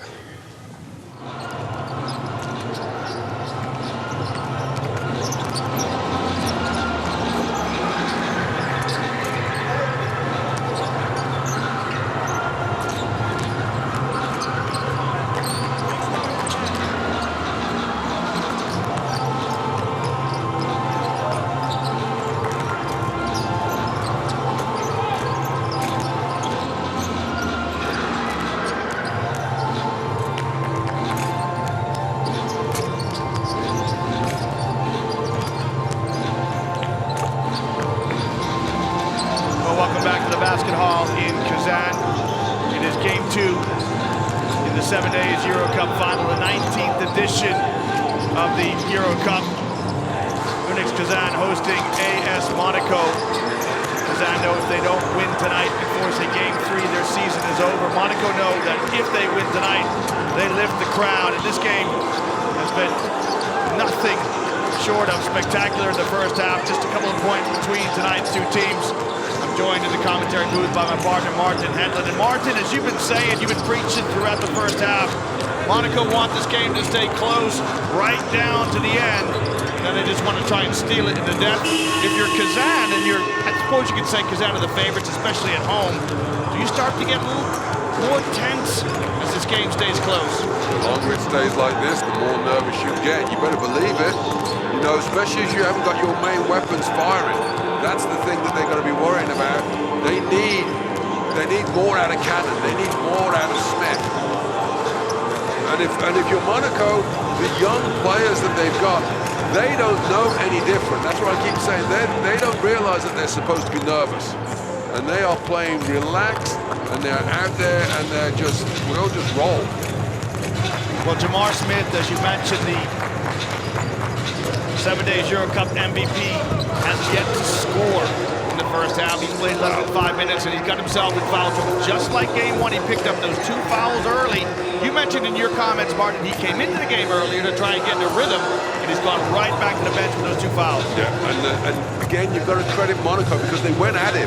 Although I would say the second foul he picked up, he didn't need to. He got tangled up with a big man on an offensive rebound. He's too important to the team for them to be able to risk him picking up those fouls. Well, we'll see if Coach 50 Cent's about to start the second half. We should say that. I think he has to. I don't think there's any choice. He has to. Okay. Matthias Lesueur, also from Monaco, has 2 fouls. It looks like he's going to start on the bench. But Lesueur picked up his second foul at the end of the first half. He did his job. And of course, big men are more accustomed to playing with fouls than guards. Smith, dare I say it, he's like, wow, we actually got to play some defense? Yeah, well, he's going to worry about his offense right now. He hasn't scored yet, and we saw in the first game that when he came out in the second half, he was rushed. Every time he touched it, it was going up. And you mentioned off air that he's got to let the game come to him and show some patience here in the second half. And they got to run some offenses, run some sets to get him the ball. Well, he gets those scores in transition. He gets them off good defense by his team. They clean the backboards, they get out, and also they get him running off screens, coming up and getting open. You know, he's kind of hasn't enough court time to really have an impact, and that's the thing. 5 minutes of play, he's over 3 from the field. Just let the game come to him, and I'm sure, look, he's the EuroCup MVP, so we know he's got a game in him. Yeah. But he's just got to get over, get this monkey off his back. Smith has also won this competition when he wore the green of Malaga. He has played more EuroCup games, Jamar Smith, than any other American, so he's going to put that reputation on the line here in the second half and try to get his own game going. He tries to make a contribution to an UNICS Kazan club who played for their lives tonight. If you were with us in the first half, welcome back. If you're just joining us, a very warm welcome to you here to Kazan. That man there, Rob Gray, has been scintillating. Gray at halftime with 17 points for a Monaco club that'll make their first appearance ever in the EuroCup finals. Well, everything they do is their first ever. So third, they've been to the EuroCup. That's right. So first time in the semi-finals, first time in the finals. There we say it. Well, that'll be first time they've ever been runner-up or first time they've been champion. And for Kazan, they're looking for their first ever victory against Monaco. They are 0-3 in the history between these two clubs. They lost 2 games in the top 16 last year. And of course, they lost in game 1. Dee Bost with the first attempt to score comes up short. An air ball from Bost. Yeah, that was a white shot to start the second half. Interesting to see that Coach Mitrovic is starting the second half with Sore on the bench. I wanted to pick up a third foul early. So when he comes in the game, he's not sitting back down. So you get starts in his place. That's a clumsy turnover. It's out of bounds, and it's a turnover for UNICS Kazan. Stepped on the sideline. Yeah. And both teams did a good job taking care of the basketball in the first half. Just 6 turnovers between them. Whereas bad as Dee Bost's shot was at the other end, that turnover from Walters, you've got to punish it. It's the timing of turnovers that has an impact on the game. You know, the team that takes a bad shot, let's get a good offense at the other end. And then Walters commits a foul here, so tough passage of play for Nate Walters with perhaps 2 mental errors. Trying to extend pressure on Ndoye, and he over-rotates and gets called for the foul. I like this kid Ndoye. I think we're going to make the most of seeing him while you can. He's going on to higher levels. Ndoye, 23 years of age in his first EuroCup. Rob Gray gets to the dots, but his shot falls softly off the rim as Walters brings the ball back for Kazan. Touch into the low post. Nice move in the low post, and a good finish by John Brown. Yeah, Ndoye, I say I like his game. I don't like his game in the low post. I like the fact that he can go out and play as a point guard. He is no match for Brown down low. I've seen O'Brien trying to guard Brown. And Brown right now with 12 points, the leading scorer for the hosts. He's been outstanding. He's playing at the level he played against Bologna in the semi-finals right now. Now he's playing some defense on the ball. John Brown long 3 from O'Brien, hits the heel of the rim, and he hustles after his missed shot. Yeah, that's one of your UNICS. You've got to get that rebound. Rob Gray again gets to the lane. Meets a committee of green jerseys. O'Brien, shot clock running down. Fadeaway shot from the corner, just short. So, well, that's a post move at the 3-point line. Oh, wow, Walters. Well, Martin, this is a foul from behind by Gray. He's making a legitimate attempt for the basketball as he tries to block the shot, but he gets beat. This basket never happened. What on earth is Monaco's defense doing? Gray, he goes a lot quicker than that on offense. Yeah, he's got 2 speeds, offense and defense.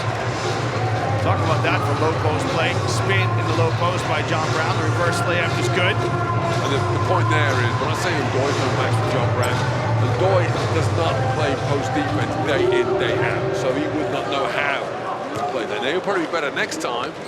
We certainly learned something there. What do you call that? So we'll see if I can add that to my game.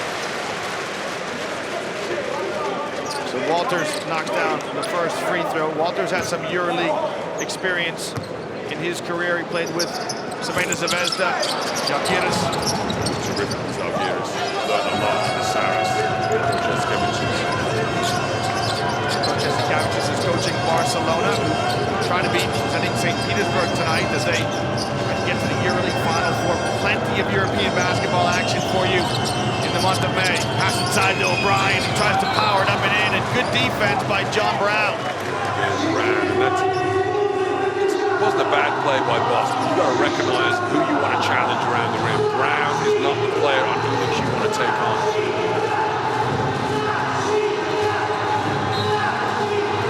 And you can see that, especially at the start of the half, Monaco is not the same team without the Sore on the floor. Runner by Ndoye is good. Abdullah Ndoye says, hold on, big man, I got some skills. Right at the death of the shot clock. Now he's got to defend on the basketball as he guards Walters, who slips into Smith now. This on Spanoff. Foul off the ball. And you can see what Coach Ripney thinks about it. Well, Spanoff didn't get his feet set. It was a foul. Look, he just runs and he lays the man out, sticks his shoulder out. If you don't get the angle, you just got to let him go. You're going to get yelled at for not setting the screen, but I'd rather you did that than turn the ball over. And they've had scrappy turnovers. Actually, I think Coach Kriptis might agree with that. He does. He certainly does. Well, Zabanov can consider himself lucky that he's still in the game. Oh, but this is Coach Kriptis trying to use up minutes. He's got to get. He wants his legs to be as fresh as he can in the fourth quarter, so you play them now. These Zabanov got the Uzinski roll. Do not let Rob Gray touch the ball. Look, right is draped around Rob Gray.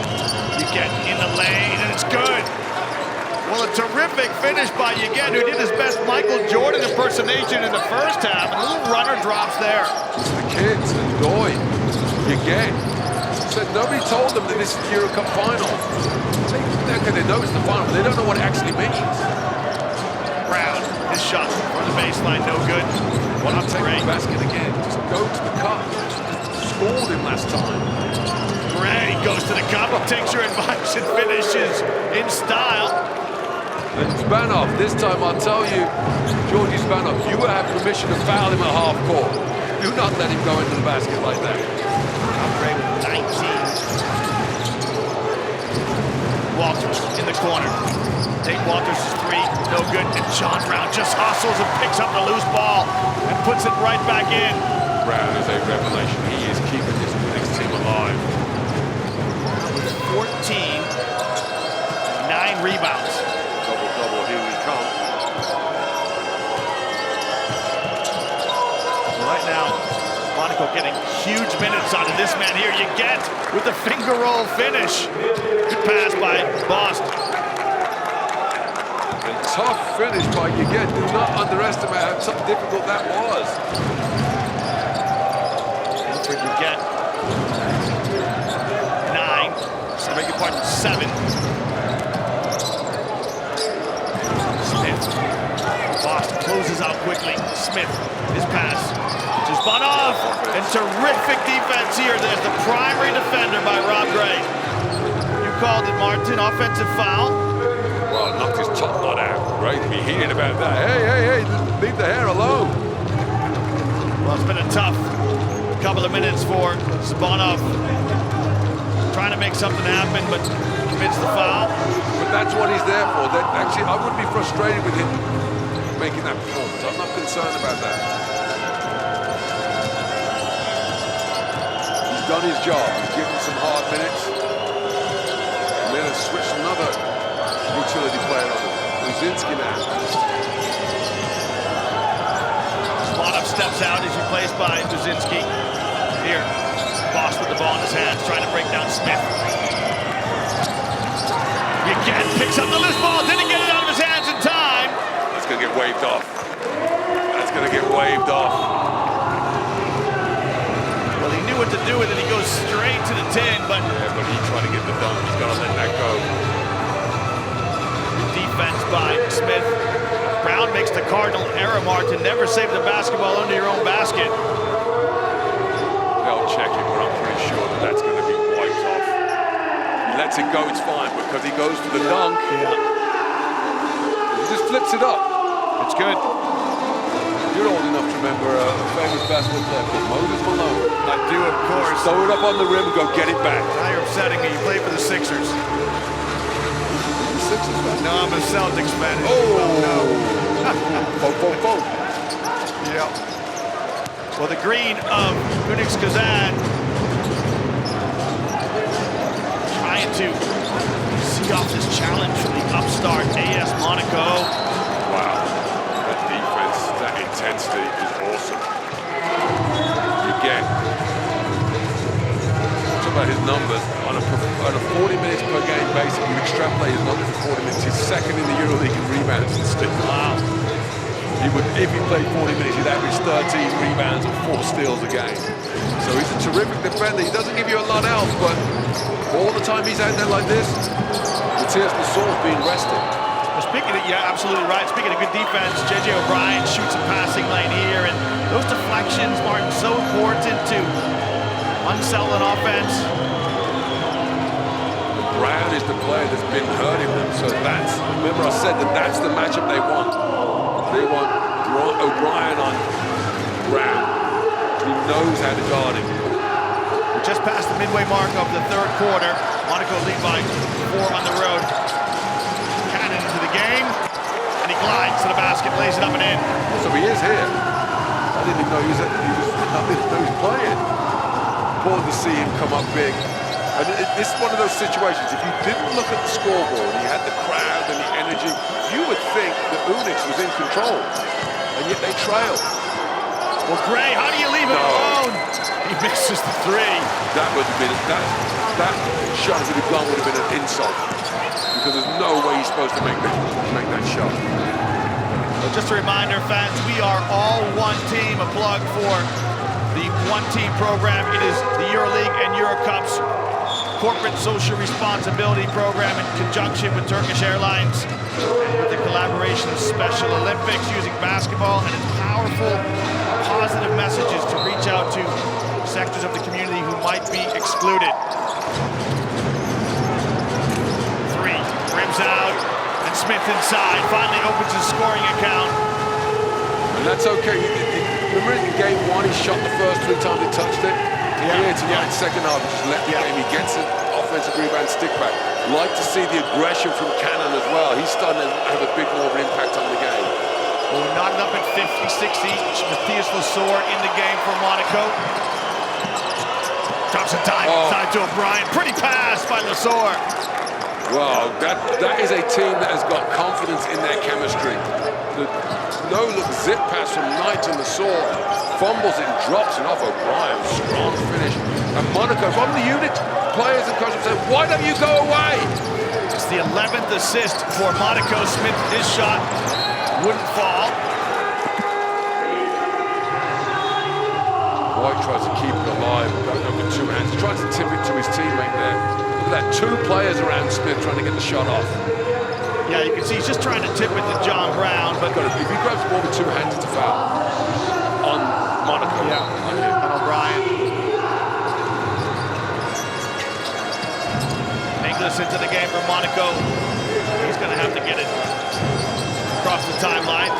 Looking for a guard, finds Gray. These young French kids, they've got such confidence all over the floor. Gray trying to break down White. Gets to the elbow. White might have got a piece of it. The shot just falls short. Smith spots up. That's a good shot for him. Even though he misses it, it's a good shot. Good hustle play by Ndoye, keeps it alive into the hands of Marcus Knight. Now, Marcus Knight's got an isolation. He goes at Cannon. Knocks out the jump shot from the free throw line. Monaco just won't go away, Martin. Somebody forgot to tell Monaco that they're the underdog. Well, they didn't get the letter, or they didn't get the email. Anytime Kazan draw level, look at Knight. Look at the defense by Knight. Kuzinski fires a 3, and it rattles home. And Kuzinski looks eyeball to eyeball with Rob Gray. He wanted to celebrate, then he remembered. He's like, Gray can't touch the ball. I'm in here to make sure I blanket Rob Gray. And Kuzinski. What a game this is. I've got to say it over and over again. This is, and don't forget, both of these teams have already qualified for the EuroLeague. So they've got that esoteric prize. What they really want is the hardware. You're impressing me with your vocabulary. Esoteric. I've got a cheat streak on my wrist. Amazing. Swallowed the dictionary last week as well. Gosh, John Brown actually got a point there. Very well, he comes with the Matthias Lasor. Sideline ball here for Monaco. 2 minutes to play in the third quarter. Lasor gets it. He's got one and he goes to the window and finishes. Wow, I keep saying it, Matthias Lasor at the EuroCup level is a next level player. That is balling. Sweeps, goes along the baseline and converts in a committee of green jerseys. Is that Brown who's got it? Interesting to see who gets that foul. I think Brown already had 2. It is John Brown. It is John Brown's foul. And Lasor misses the free throw. Jordan Theodore on the floor for Kazan. Chance to level the score this trip down the floor. establish more than a single-digit lead. White, yeah, just too quick on the perimeter for Inglis. Yeah, Inglis got to shuffle your feet. Remember I said, just one more step. It's a two-step move. Moves one, and then he gives up, and he leans that chest forward. You keep your feet moving. So good recognition by White, who knew he was quicker on the perimeter. Well, that's a good play by White. And the thing is, if actually, if Inglis had kept shuffling his feet, White would have got the layup. So foul's always going to get committed. But that's in the third. They got fouls to give. Just shows you the intensity of the game. Martin White is bent over, grabbing his shorts, and these two teams made a long journey from the French Riviera here.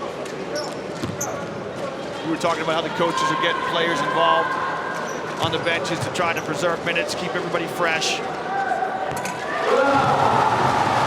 what that tells you, Liam, is that the coaches know that this is not going to be a blowout. This is a game that's going to go 40 minutes.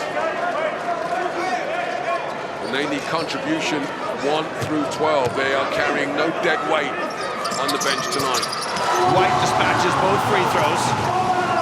Just 1 point separates the teams.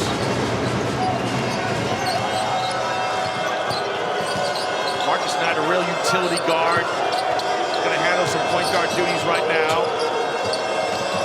As he tries to find Gray. Uzinski staying close to Gray. Where is he going? Gray.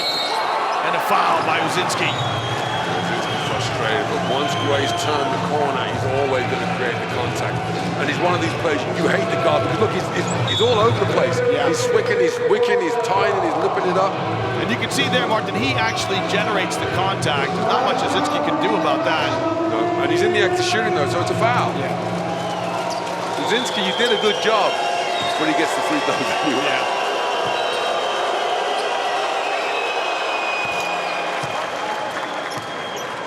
The 7th trip to the line tonight for Rob Gray. And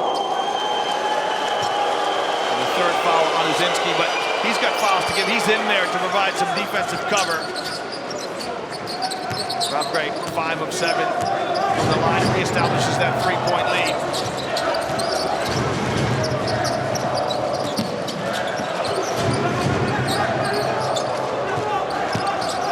Theodore, a little hesitation.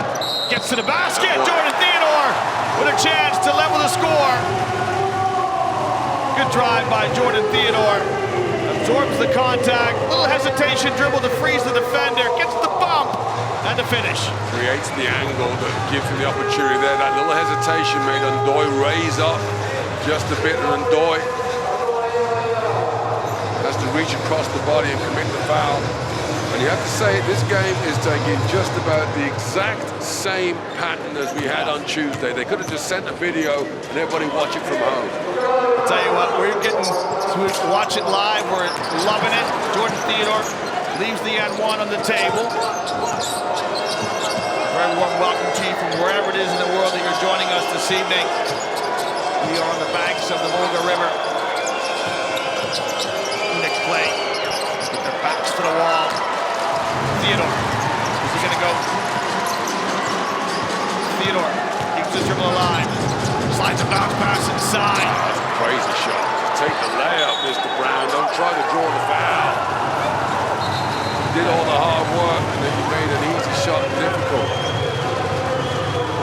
Please may check this one. See that? He's trying to get the foul, and although he does make acrobatic shots. Did he touch it last?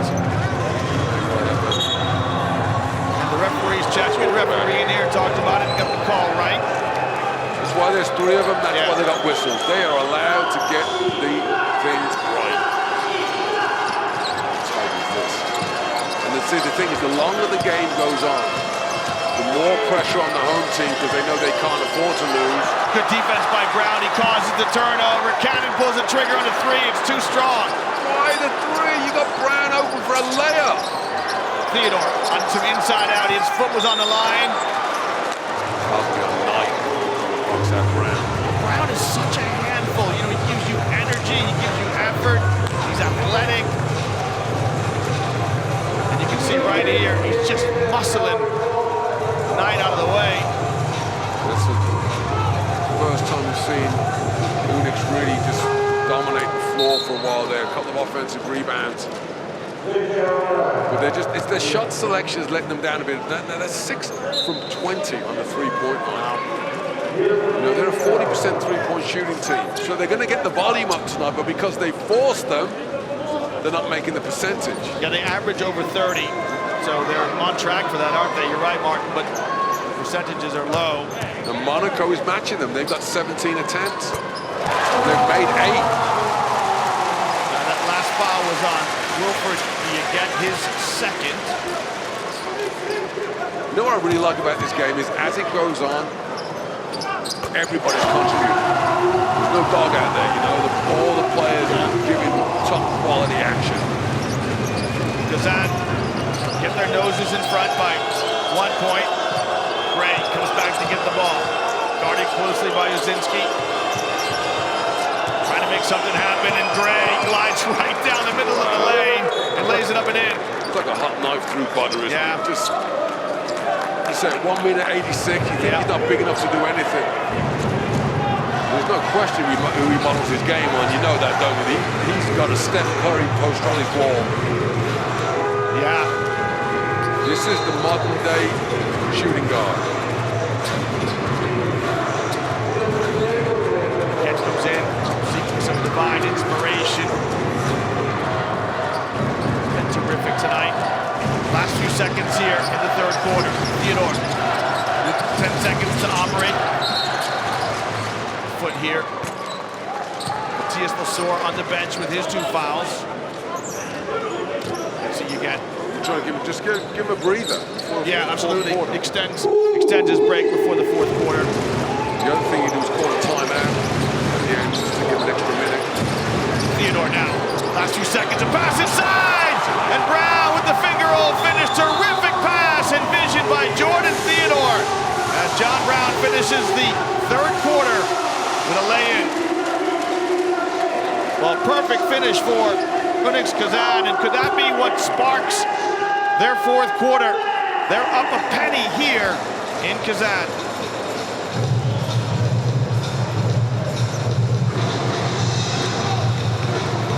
We'll take a look at some third quarter highlights. Martin, this game, it just gets better and better with each successive quarter. Here are the numbers. What do you see?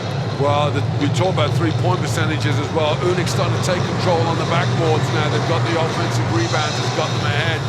But Monaco is sticking around, and we are no closer to figuring out who's going to win this championship. Both teams have been excellent with the basketball in their hands. There are 9 turnovers between them as we bring you some highlights from this third quarter. Kazan won the quarter 20-18.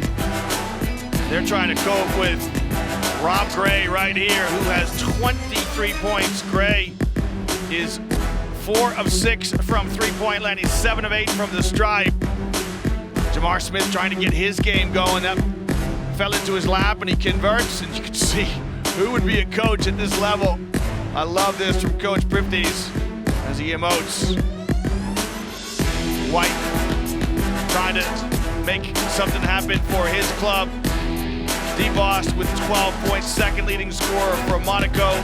For Kazan, it is John Brown with 16 points, Isaiah Cannon with 9, Okaro White with 9, and Jordan Theodore with 9. So balanced scoring from UNICS Kazan. Jamar Smith with just 2 points. Yeah, offensive balance is a little bit better for UNICS tonight. Cannon has been a front line. Brown has been an absolute revelation. I think if you wanted to start to predict what's going to happen, because UNICS are getting the shots off that they want to make, eventually you have a habit of getting to your season average. So if they're averaging about 40%, that tells me that if they get their 10 shots off here in the third, fourth quarter, that they would expect to make enough to get the win. Well, Monaco start the quarter with a turnover and some good defense. Boss lays it up and in. Well, I'll tell you something we haven't talked about a lot tonight. Marcus Knight, lead rebounder for Monaco, and he just got that steal there, broken up the ball handling of Theodore. Another turnover here. I think it's White who commits a foul in the low post, and you can see what Coach Prifties thinks about it. Well, it's at the commentator's curves, just as I say, you know, they get the right shots up, they should be okay, and then they make a couple of questionable plays to start the period. It's quite a contrast in style, Mark, too, between the coaches. Coach Mitrovic is very composed, and Coach Prifties is very emotive. I'll tell you, Coach Mitrovic looks like it could be a summer barbecue, just sipping a beer, we're waiting for his steak to come off the grill. Oh! Well, O'Brien manufactures points right there. This is what happened at the end of the fourth quarter in game one. They just found ways to get points up. And defensively, they got better and better. Theodore, off the high screen, and glides to the basket, lays it up and in, an easy deuce for Jordan Theodore. Yeah, it's interesting to see that Coach Prifties is saying, okay, look, I'm going to go with Theodore. He's the man I'm going to have to rely on. Smith sitting on the bench, Kuzinski's still in the game. Smith's not sitting down because he's tired. Great steal by Isaiah Cannon. It's like a heavyweight boxer's fight. Both teams are slugging away. Theodore strolls through the lane, fouled by Doi.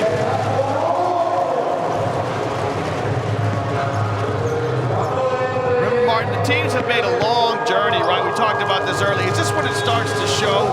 Fourth quarter, in a travel day, you're gonna get yourself going. I don't think fatigue now is a factor because the emotion, the adrenaline of the game being so tense is having an impact on their performance. If a team gets a buffer, that's when you'll start to see the head drop and the leg, them get a bit leggy. Well, Abdoulaye Ndoye picks up his 5th foul, so he will play no more part in tonight's game. White got away with an illegal screen, and then just a good measure when it set another one. This time the referee sees it. That's a second critical turnover for White just lean in. But he just did that at the three-point line. The referee didn't call it. So the reason the refs called it is because you just got away with one. He got good to him, and that's his fault. The foul on White. We've got Klimenko coming to the substitutes bench, presumably for White. Here's Bost. Both teams so aggressive defensively now. That's a bomb from Bost, and it's short.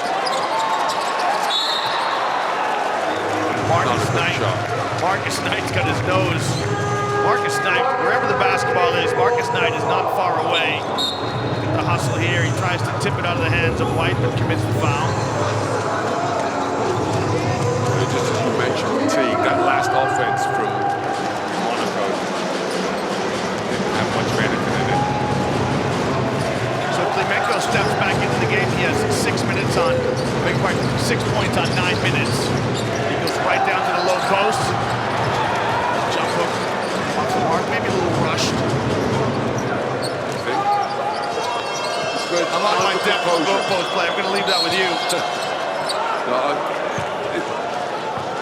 This is where, as a player, you have to listen to the instructions from your coach. Now, the coach is putting you in the game. He's telling you what you need to do. You're not being put in to win the game. You're being put in to do a job. Right. Klimenko, yeah, you had 22 points the other night. You're not getting anywhere near 22 tonight. Your job now is to compete with and control the sword. Knight hangs in the air. Can't finish. Theodore. Good transition defense from Monaco as they scramble back. Cannon from the top of the key. In and out. Foul here. Is it on O'Brien? That was a better play by Klimenko there. He set a good screen to get Cannon open at the top of the key. They're just bothering Knight. Cannon normally makes that foul underneath. Brown who got fouled. Just had a look. It's J.J. O'Brien with the foul, his first. And Theodore turns the corner on the screen. Promptly turns it over. Monaco, speaking on their side now, needs to get some composure, run and offense. Gray keeps his dribble alive. David jump shot is good. Gray go 1 on 5 and, you know, there's always that option. The thing is, you can't adjust to that. You've got to get the ball out of his hands. I mean, he's just dribbling around until he can get his shot off. Gray puts his Monaco team up 3 here on the road. Right pass to Brown.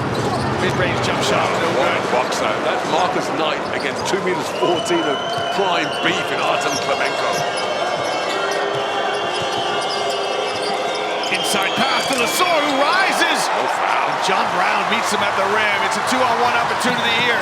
Smith finds Cannon, who fans out. The shot hits the shot clock. You saw Coach Mitrovic can't believe the foul didn't get called. And I've got no criticism for a big man who's trying to dunk it. But if he just takes that and lays up with the left hand, it's going to be out one. For Boston. Eyeball to eyeball with Jordan Theodore here.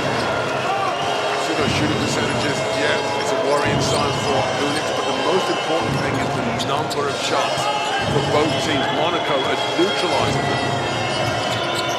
Knight, shot clock at 5, rises for the 3, and he knocks it down right in the grill of Jamar Smith. I talk about percentages don't mean anything. Of course, it does help you making them that. Wow, now the UNICS players are sitting on the bench and they're all looking up at the clock. They're looking at the scoreboard now. They are getting worried. Well, Coach Prifties calls a timeout at the end of a 9-2 run here at the beginning of the 4th quarter. And his club are laboring here at home in front of 5,000 fans. Let's bring you highlights from throughout tonight's game. John Brown with 16 points, Jordan Theodore with 11 for Kazan, Dee Bost 14, Marcus Knight now in double digits with 10 on the back of that long 3.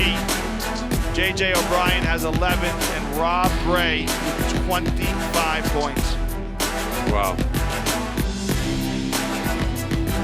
You know, Brown, you've been talking about him, Martin. He's giving you everything that you would expect from him. Well, look, you get it. This is the Brown that we had in the semifinals against Bologna. Everywhere on the floor, he's getting steals. I made a mistake the other day. I said he's had a steal in every game this season. He did not get a steal in game 2, the semifinals. Other than that, he's had a steal every single time he stepped on the floor. Just season high of 5. So he's a pretty useful defender. 16 points, 9 rebounds. Where is Jamar Smith and Isaiah Cannon? One of those players comes to the party. UNICS can pull his back. Well, you can see why John Brown is a second All-EuroCup team selection this year. Will it go? That was a tired foul. That's credit Coach Prifties for drawing this play up in the timeout.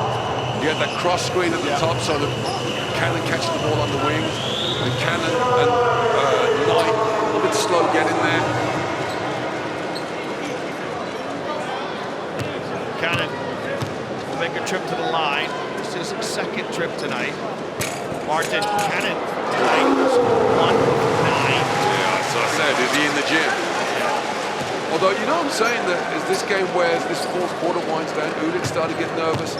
Monaco, of course, they started to get nervous as well, because like, oh wow, we actually might do this. Win this.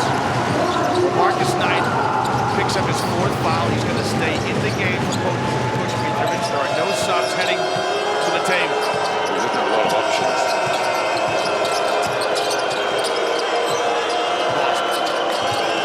On the left hand, a little hesitation. It's in the lane. Good defense by Smith. Look at the hustle by both sets of players on the floor.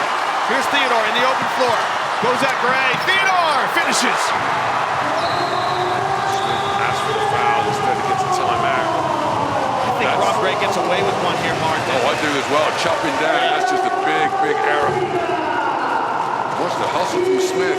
Sometimes defense will get you out of a hole. Yeah. You know, we're talking about the MVP saying, where's he been offensively? Theodore's been terrific tonight. He has been outstanding in games 1 and 2. Theodore with the baker's dozen, 13 points. And often you'll see when defensive players make that downward motion, they get called for a foul. It didn't happen for Rob Gray as we take a look at tonight's 7 days magic moment. Jordan Theodore, the pass to John Brown at the end of the quarter. Good finish by Brown and good vision by Theodore.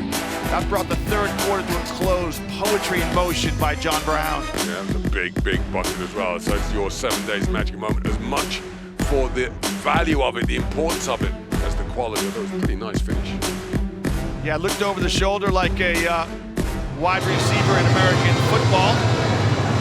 Laid it up and in. It's the NFL draft yesterday and today for sports fans. What's that? Never heard of it. This is the basketball world. You take your American NFL stuff, you go back to where you're from, Mr. Boston Celtics, man.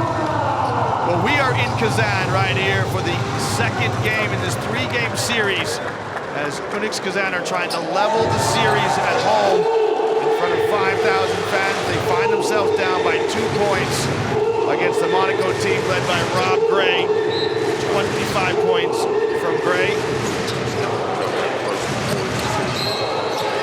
The biggest lead of this game has been 6 points, but that was a very fragile 6-point lead. Don't forget in game 1, UNICS had a 10-point lead and lost. Yeah. So no lead is safe with these two teams. They're both potent offensively. But the thing I have to remember is it's not been an up and down game by any means, and yet the points just keep racking up. It's a high-scoring affair in the first game, 89-87. Remember, UNICS Kazan got here by beating Loco Kuban in the quarterfinals and Bologna in the semis. Monaco rolled Podgorica in the quarters and then Gran Canaria in the semis. But this is for all the marbles. Good defense by Kazan. Lusor stripped by none other than John Brown. Shot clock running down. Good defensive stand here by UNICS Kazan. That's terrific defense. And what's happening both ends before the team both get more and more aggressive. And even Gray had got it back. He only had a second. So shot clock winding down. Smith first, then Brown. Who else? Causing havoc amongst the Monaco offense. Good to see your MVP putting in a defensive shift as Theodore gets to the dots but misses. Wow. Wide miss by Jordan Theodore. Missed by a long way as well. Coach Mitrovic looking to his bench. What he's doing is offense, defense now. He's trying to protect Knight from the 5th foul. He's got those 4 fouls, so he's going to come in. It's a long way to go to play that kind of level. 4.5 minutes in the 4th quarter. Oops, dare I say, did I even think to go at overtime? Mark, it looks like Dee Bost is getting some attention from the physio. He might have some cramp. So Knight will take over at the point guard position. Matthias Lusor has been quiet offensively for Monaco. Good block from behind by Smith, and then Lusor rises for the finish. Great defense there, and somehow Lusor just wanted it more than everybody else, gets the stick back. And you'd swear, if you could not see the scoreboard, you would think UNICS was in control of this game. And I keep saying it. They are not. Skip pass to White. White kicks to Theodore, who's got a long time to look at a 3, and it's a wide miss from Jordan Theodore, who struggled his last 2 attempts. He went wide left one time, and then he goes wide right. Next time he's going to go down the middle. There it is. Here's Knight from the elbow. Oh! That's a huge shot, coach. 6 points the difference, and look at this 4th quarter. Monaco taking over, 13-6 in the 4th quarter. Good time out here from Coach Prifties, whose team is down now 2 possessions. Wow. I knew it was going to be close. I knew it would be nail-biting, but still, as I'm watching it, I can't believe the impact this game is having. Well, all credit to you. You said that in our chat before the game. You said it's going to be a close one. I think a lot of people, myself included, expected Kazan at home to come out and respond. But Monaco are putting themselves very, very well. As you see the interior play there of Matthias Lusor. Lusor was MVP in the quarterfinals. Lusor right now with 8 points. 4 rebounds, 24 minutes of play. But the point about him is, okay, he was the MVP of game 1. He's not had that much impact tonight because he had 2 fouls in the first half. He sat down for a while. But he's having an impact all over the floor. Between him and Brown, it's hard to say which one is the most important player. Martin, I'm just looking at the players. It's Jordan Theodore who's doubled over. Okara White doubled over, holding their shorts. This is the 4th quarter. 3 minutes to play here. This final series on the line. Smith flashes back to the ball. Weaves, Smith. Got it! That's the Jamar Smith we're used to seeing. And Jamar Smith shouts to his teammates, let's go. Good leadership there by Smith. Mid-range jump shot is good. Well, the thing is, between Smith and Cannon, as the game goes on, they can get those shots. So, UNICS have got to concentrate defensively. Offense will come to them. They've got to get stops. They'll try and lock this guy down. Gray. Defensive foul, wow. It's a difficult call for Gray to stomach. You decide, does he throw that left arm out? Or does Theodore maybe sell it a little bit? Yeah, he might, and you can see what Coach Mitrovic thinks about it. Jordan Theodore maybe enhancing things, embellishing a little bit. Third foul on Gray. Well, whoever wins this game, they're well deserved because both teams have been terrific. Smith off the stagger screen. Cannon. Dee Bost back in the game after getting some treatment from the physio. LeSource steps hard to the ball. White with a 3. It's off the mark. The rebound inside. The putback attempt is no good. And Marcus Knight grabs a rebound for Monaco. Double-double for Marcus Knight. 12 points and 10 rebounds. Double-double for Brown as well, but wow. As I said, whichever team wins, it will be worthy victors. LeSource! Offense. Well, you called it, and the referee agrees as Okara White puts his body on the line, and this might be 4 now, Martin. And I've talked about it a lot. Look, White keeps moving his feet. Yeah. What he's doing, he's got to move 2 steps, and you've got to beat him to a spot, and that's what White did. That is textbook big man defense. Well, Matthias LeSource commits the offensive foul. He's going to stay in the ball game. It's just his 3rd sigh of relief for 3rd foul on Monaco fans around the world. And Smith finds an avenue to the basket for the easiest basket he's got in 2 games. Jamar Smith shakes free to bring Kazan to within a basket.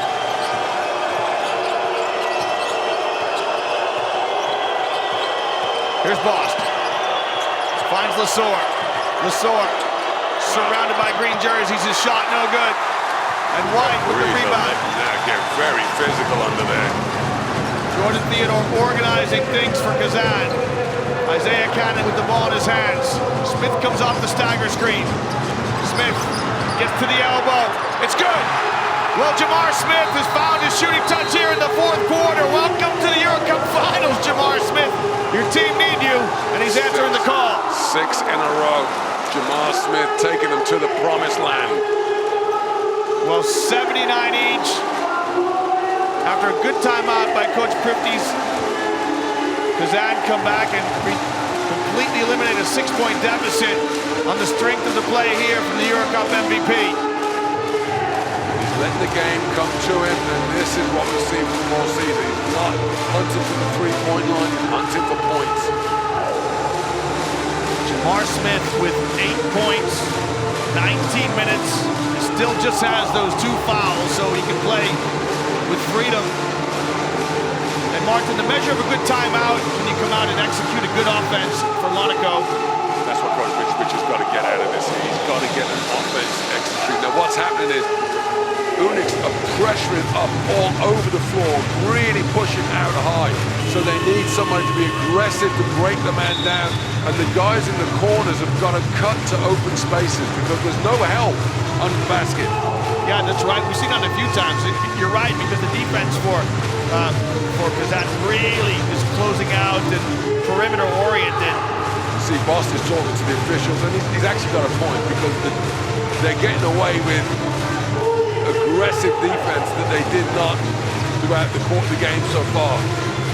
Massively aggressive. Last time Bost had a strong argument to say he was fouled. We've got exactly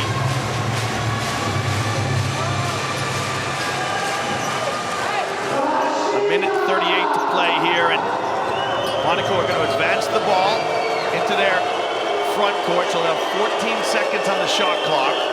What Monaco really wants here is to win a basketball. What they really want is draw a foul. They want to go to the free throw line. O'Brien flashes back, he goes to work inside. Tough bucket by J.J. O'Brien. Wow, this is going to, and Liam, I'll tell you now, this next 90 seconds is going to be hard in your mouth basketball, because I think each team is going to keep scoring. O'Brien with the Bakers does it. Theodore organizing traffic for Kazan. Gets the high ball screen from Brown. And then Theodore to the rim and converts! Jordan Theodore converts! And the referees are letting the players get on with it. You're right, Mark. And Theodore picks himself up off the deck and squares up on the basketball. He has been huge tonight. Just a minute to play now. Gray with the ball in his hands. Smith. On a screen. He wants to go. He's crazy one-on-one. Gets Smith to leave his feet. Shot no good. And look at the hustle. Who's got it? Wow. John Brown on the deck. J.J. O'Brien on the deck. We're knotted up at 81 each. Anybody want a basketball? How important is this game? We're going down. Wow, he knocked the ball out of bounds with his head, and Brown. He's like, ah! Now we talk about the fatigue factor. They're not tired, but they're running on fumes. And I tell you what, both coaches would be terrified of going to overtime, likely as it seems right now. Players with 4 fouls, players haven't played this many minutes all year. Each team with a timeout left as we're inside a minute. O'Brien got the last score. Gonna hand off to Bost. Bost now between the circles. O'Brien. Go to the basket. O'Brien. O'Brien from the top of the key. The shot no good. And Jamar Smith with a rebound. And UNICS Kazan with a chance to get themselves in front here with 30 seconds to play in the fourth quarter. I hate this way the players trying to set people up for the jump shot. Go to the rack. Jordan Theodore like. Smith. He loves this mismatch. Wants to go at the sore, rises for the jump shot, and he got it! That's what he does. Jamar Smith, I think it's a 2. I think his foot's on the line as he knocks down a jump shot right in front of Matthias Lesor. There it is, his right foot's on the line, but he rises and converts over Matthias Lesor and brings a timeout from the Monaco bench. Wow, that's a gutsy play, and that's what we've been waiting for. And what I like about Smith's performance tonight, Liam, is he's not gone crazy like he did in game 1. He just let it happen, and he has been huge in this fourth quarter. He liked the mismatch against Lesor on the perimeter. The jump shot. That situation, maybe you look to see who you double teaming with, who you take the risk. I mean, you can't shout it from the bench who's going to come. But as I said, you know, these both teams, it's like a heavyweight boxing match. They are making play after play. Well, this is the last timeout from Monaco. They're out of timeouts. Kazan have got 1 left. I've been looking at these turnover totals down the bottom, Martin, you know, because it just shows you how well played it is. Both under 10 turnovers. Yeah, well, right about now, neither coach is even thinking about the stat sheet. The stats are important for the first 35 minutes. In the last minute, no one's thinking about the stats. Not even a consideration. Jamar Smith certainly isn't. He's been ice cold for 2.5 games, and yet now he's got this crowd on his side. 8 points here in the fourth, and they have been huge. Monaco 15 seconds left. Monaco try to level the score or go ahead here. J.J. O'Brien scored. J.J. O'Brien gets in the lane. Oh, no! Oh my! J.J. O'Brien converts in the lane. Wow! And they haven't called a foul in the fourth for the last 5 minutes, and suddenly they call this. Oh, it's definitely a foul. But is it? Yes. He's in the act of shooting. Yes. Wow. The play was big by Smith, which makes this one monstrous. And he makes the free throw, O'Brien. Oh, wow. Club up a point. Do I have to watch the last 10 seconds of this? Well, I talk about overtime. Very unlikely now. J.J. O'Brien, 16 points. He's 4 of 6 from the line. And right now, Monaco up 1. The last time out for Kazan. That's 5 on White as well.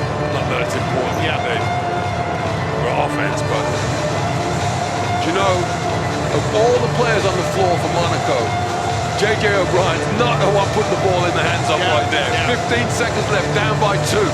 Although he scored in a previous sideline out of bounds, didn't he? Yeah, he did, but still, you know, you think it's great or bust all the way. Yeah. But no, this, I say, the team that doesn't know when they are beat. Well, we'll see what sort of character Kazan have here at home.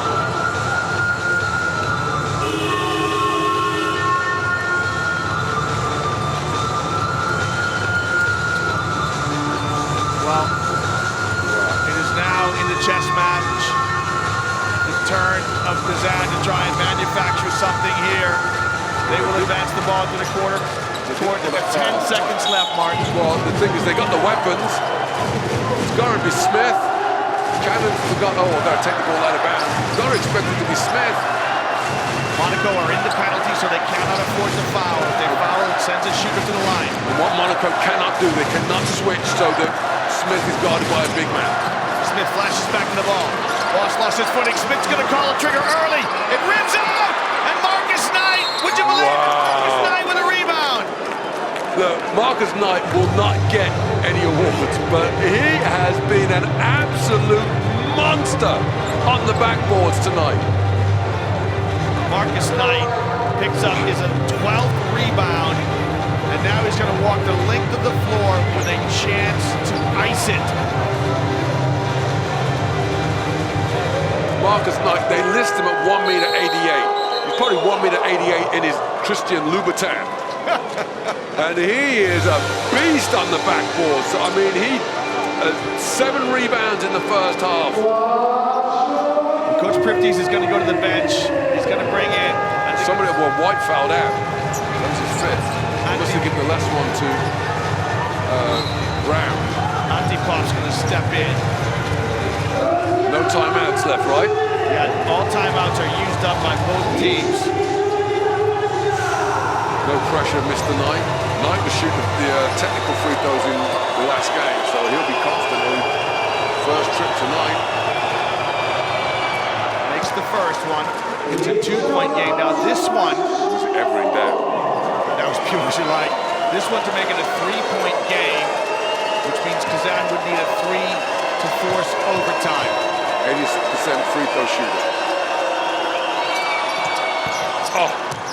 He makes it. Here's your question, Martin. If you're Monaco, do you foul? No. Smith. Let him go. Smith got it off. Oh, it's over. They've done it. Can you believe it?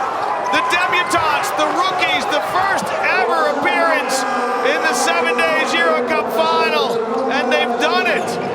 Monaco win game 1 at home on the French Riviera, and they make the journey here to the banks of the Volga River, and they beat UNICS Kazan at home in front of a stunned Kazan team and a stunned audience. What a finish from Monaco. Here's your final score. It is UNICS Kazan 83, AS Monaco 86.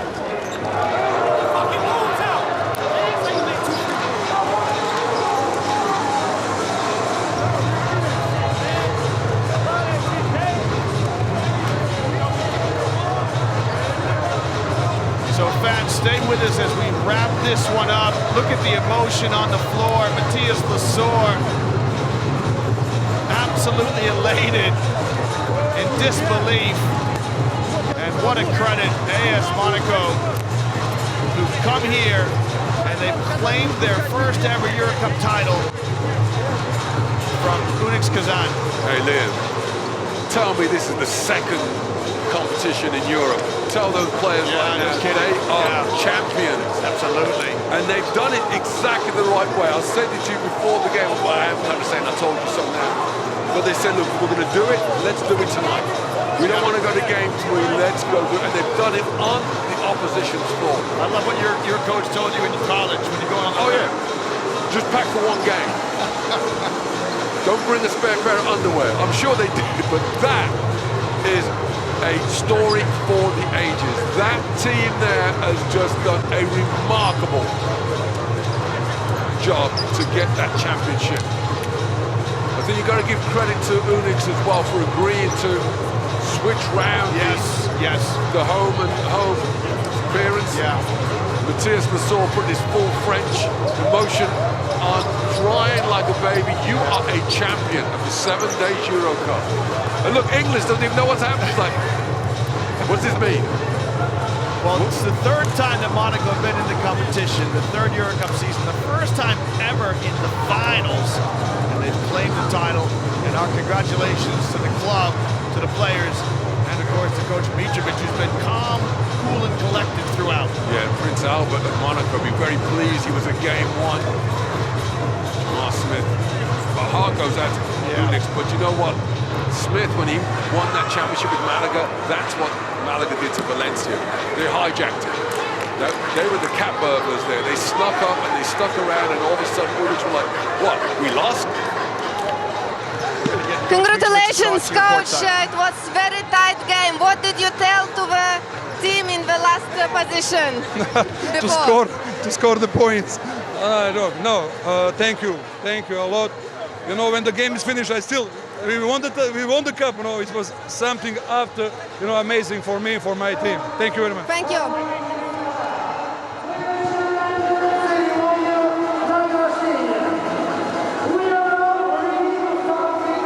Well, the thoughts there of our winning coach, Coach Mitrovic, and Martin. You know, what a moment for French basketball, too. It's the first time that a French club has ever won this competition. And so next year it'll be Asvel and Monaco representing French basketball in the EuroLeague. Yeah, and without doing disrespect to French basketball, over the years, certainly since the turn of the millennium, they've had a reputation of a league where they've got great clubs, great systems, fantastic junior players coming through. You see the kids out there tonight, but not being able to do it at the highest level. It's like they've always stumbled and fallen. But now in Asvel, competitive in the EuroLeague, 7 days EuroCup champions in Monaco. French basketball is going to celebrate this long into the night. Although where you celebrate in Kazan at this time of year, I don't know. Geordie's like, wow, you should change tie. Wearing those Kazan. Yeah, that's right. Well, the runners-up played here to Jamar Smith. Jamar Smith has made more appearances in this competition than any other American in history. He's the EuroCup MVP this year. He comes out to claim the award. And he certainly came good, Martin, in the fourth quarter, didn't he, Smith? His club came up short, but he can be pleased with his performance in the fourth quarter. Look, both of these teams gave it everything. Yeah, but there were mistakes made. Yes, of course there were. You know, but you can't criticize the effort that both clubs have made in both games. We had a 2-point game in game 1 and a 3-point game in game 2, and UNICS were there with the game at their mercy. And then the 3-point play takes on you. As much as it hurts, you can't complain about that. That just means the team that got the most points won. I mean, and that was tight as you like. If you played that game 10 times, you get 10 different, maybe 5 and 5. Well, Kazan will come up as runners-up here in the 19th edition of the 7 days EuroCup. They won this competition back in 2011 when they beat Casal Seville in Treviso. Marko Popovic, the Croatian, was the MVP. In 2014, they lost to Valencia. There are 4 players from that 2014 team still in the club. And here in 2021, they come as runners-up again. So our congratulations to them. Marvelous season. They'll finish the season with a record of 15-9, and they will always remember, Martin, that semi-final victory against Bologna. They come up short here in the finals. Well, they won't be thinking about that semi-final right now. At this moment in time, it will be breaking their hearts because they did everything except win the games, which, you know, that's somewhat cliche, but and it's brutal for them as well because losing it on their home floor, now they've got to stay for the medal ceremony. Yep. Now, normally when you lose, you walk off the floor.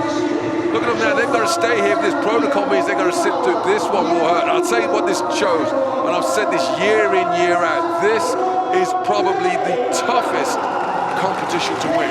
If you've got a team of EuroLeague standard, I would argue it's easier to win the EuroLeague than it is to win the EuroCup, because you get to the regular season, then you go on a roll to the playoffs.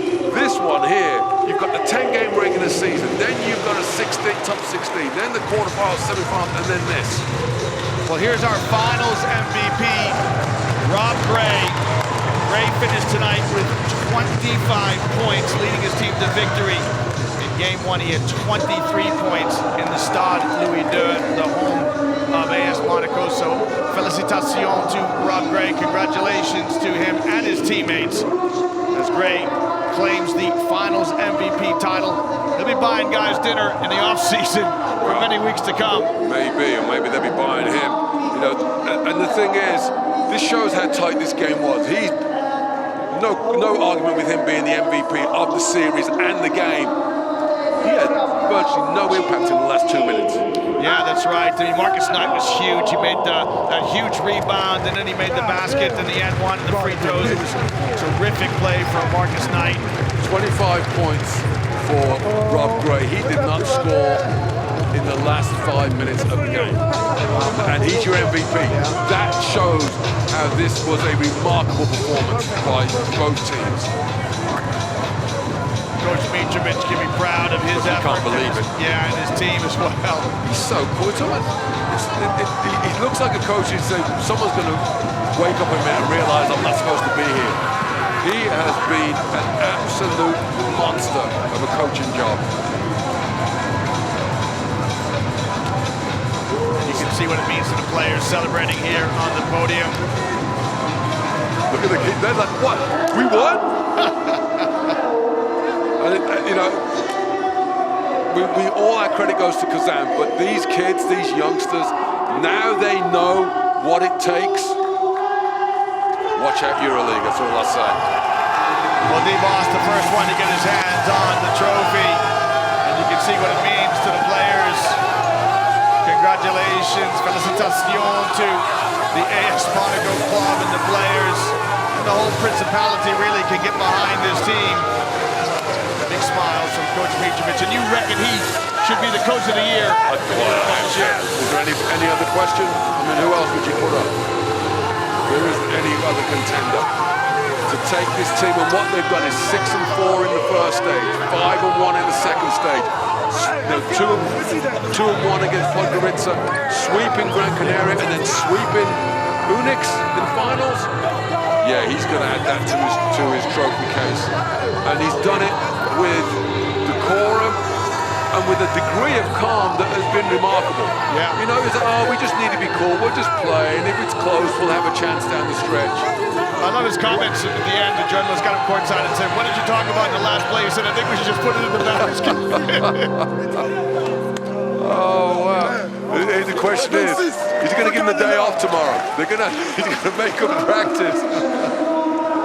Of course, both of these teams will go back to their domestic campaigns and finish out their domestic seasons as we see Jordi Bertomeu, the chief executive of EuroLeague basketball. EuroLeague owns the EuroCup competition. There you go, president and CEO of EuroLeague basketball. As you said, he's here to give out the prizes. He's got to follow the trophy. And I'd say this as well, Jordi has overseen the ever improvement and growth of the EuroLeague and the EuroCup from day one. And he's been a remarkable steward as the president and CEO, and I don't think he gets enough credit for the leadership he's shown to this organization. But tonight this is all about Monaco, the Principality.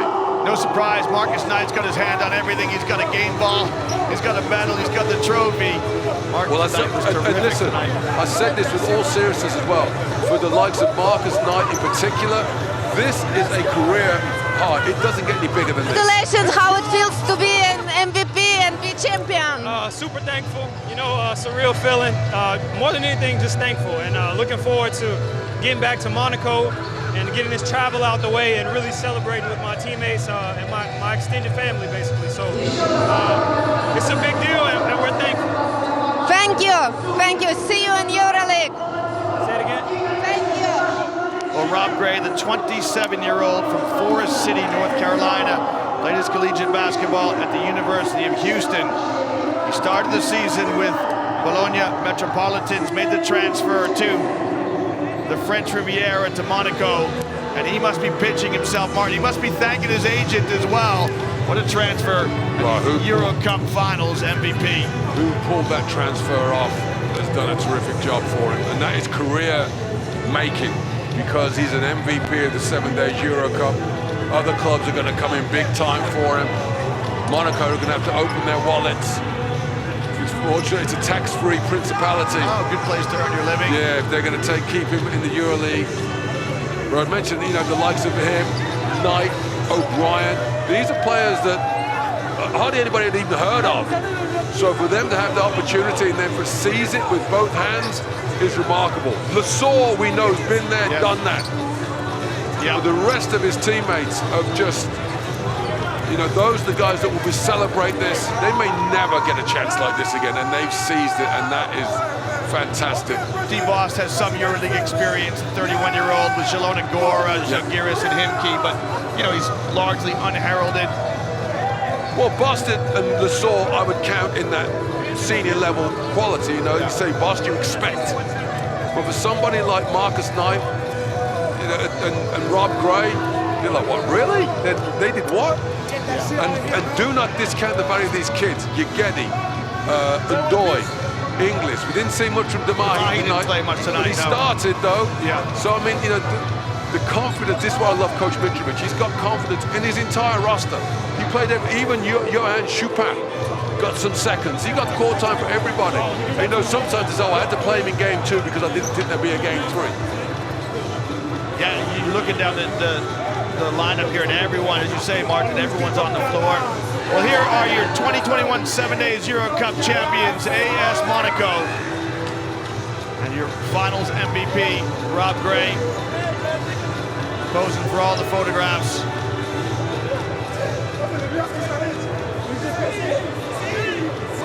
Well, here are your past champions, and so you can etch Monaco's name right there at the top. Unfortunately, last year the season was suspended, so great that we've got here, Martin. Testament to the commitment of the EuroLeague and EuroCup, the players and the clubs, to get us here to the final in this disturbed season. Yeah, terrific performance. I'm so impressed with EuroLeague and EuroCup basketball.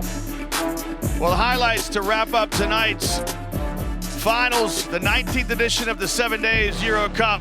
AS Monaco made the journey here to the banks of the Volga River, and they went toe-to-toe with UNICS Kazan, who lifted this crown back in 2011. Monaco led in scoring by Rob Gray with 25 points. Dee Bost had 14 points and 4 assists. Marcus Knight, 14 points and 12 rebounds for a double-double. J.J. O'Brien with some big baskets down the stretch, 16 points. And Matthias Lassor was quiet tonight with 8, but certainly made a contribution to the victory as well. Our consolation to UNICS Kazan, John Brown was outstanding. Second team EuroCup selection this year. Brown had 16 points. Isaiah Cannon, 11. Jamar Smith answered the bell in the fourth quarter. He had 10, and Jordan Theodore with 15 points. You can see the images here from the second game in this 3-game series. My partner Martin Henlin called and he says, don't bring 2 outfits to Russia. Just bring it up for 1 day and we're gonna win, and then head back to the Principality. What a marvelous spectacle here. Martin, any words from you as we wrap this one up? Well, I'd say hats off, celebrations for a club and for a country. know, let's say French basketball has somewhat underachieved, we'd say, at the international club level. But tonight, there's no question about they're worthy champions. And I really, and I like the interviewer's point at the end, which said, look forward to seeing in the EuroLeague. I can't wait to see these guys at the next level. That's some consolation for UNICS Kazan. They advance to the EuroLeague next year as the runners-up, and AS Monaco will be the 7 days EuroCup champions when they start in the EuroLeague next year. The club will go back and finish their domestic campaign. They finished the season with a 17-6 record. As we show you live images here from the arena. Martin, we'll take a look at some numbers as we sweep this one up. Let me know what you see here. Here's the past champions. In 2011, you can see UNICS Kazan won the crown. They lost in 2014 to Valencia, but Monaco put their name there on the list of past champions. They are the reigning champions now in 2021. Yeah, and worthy champs as well.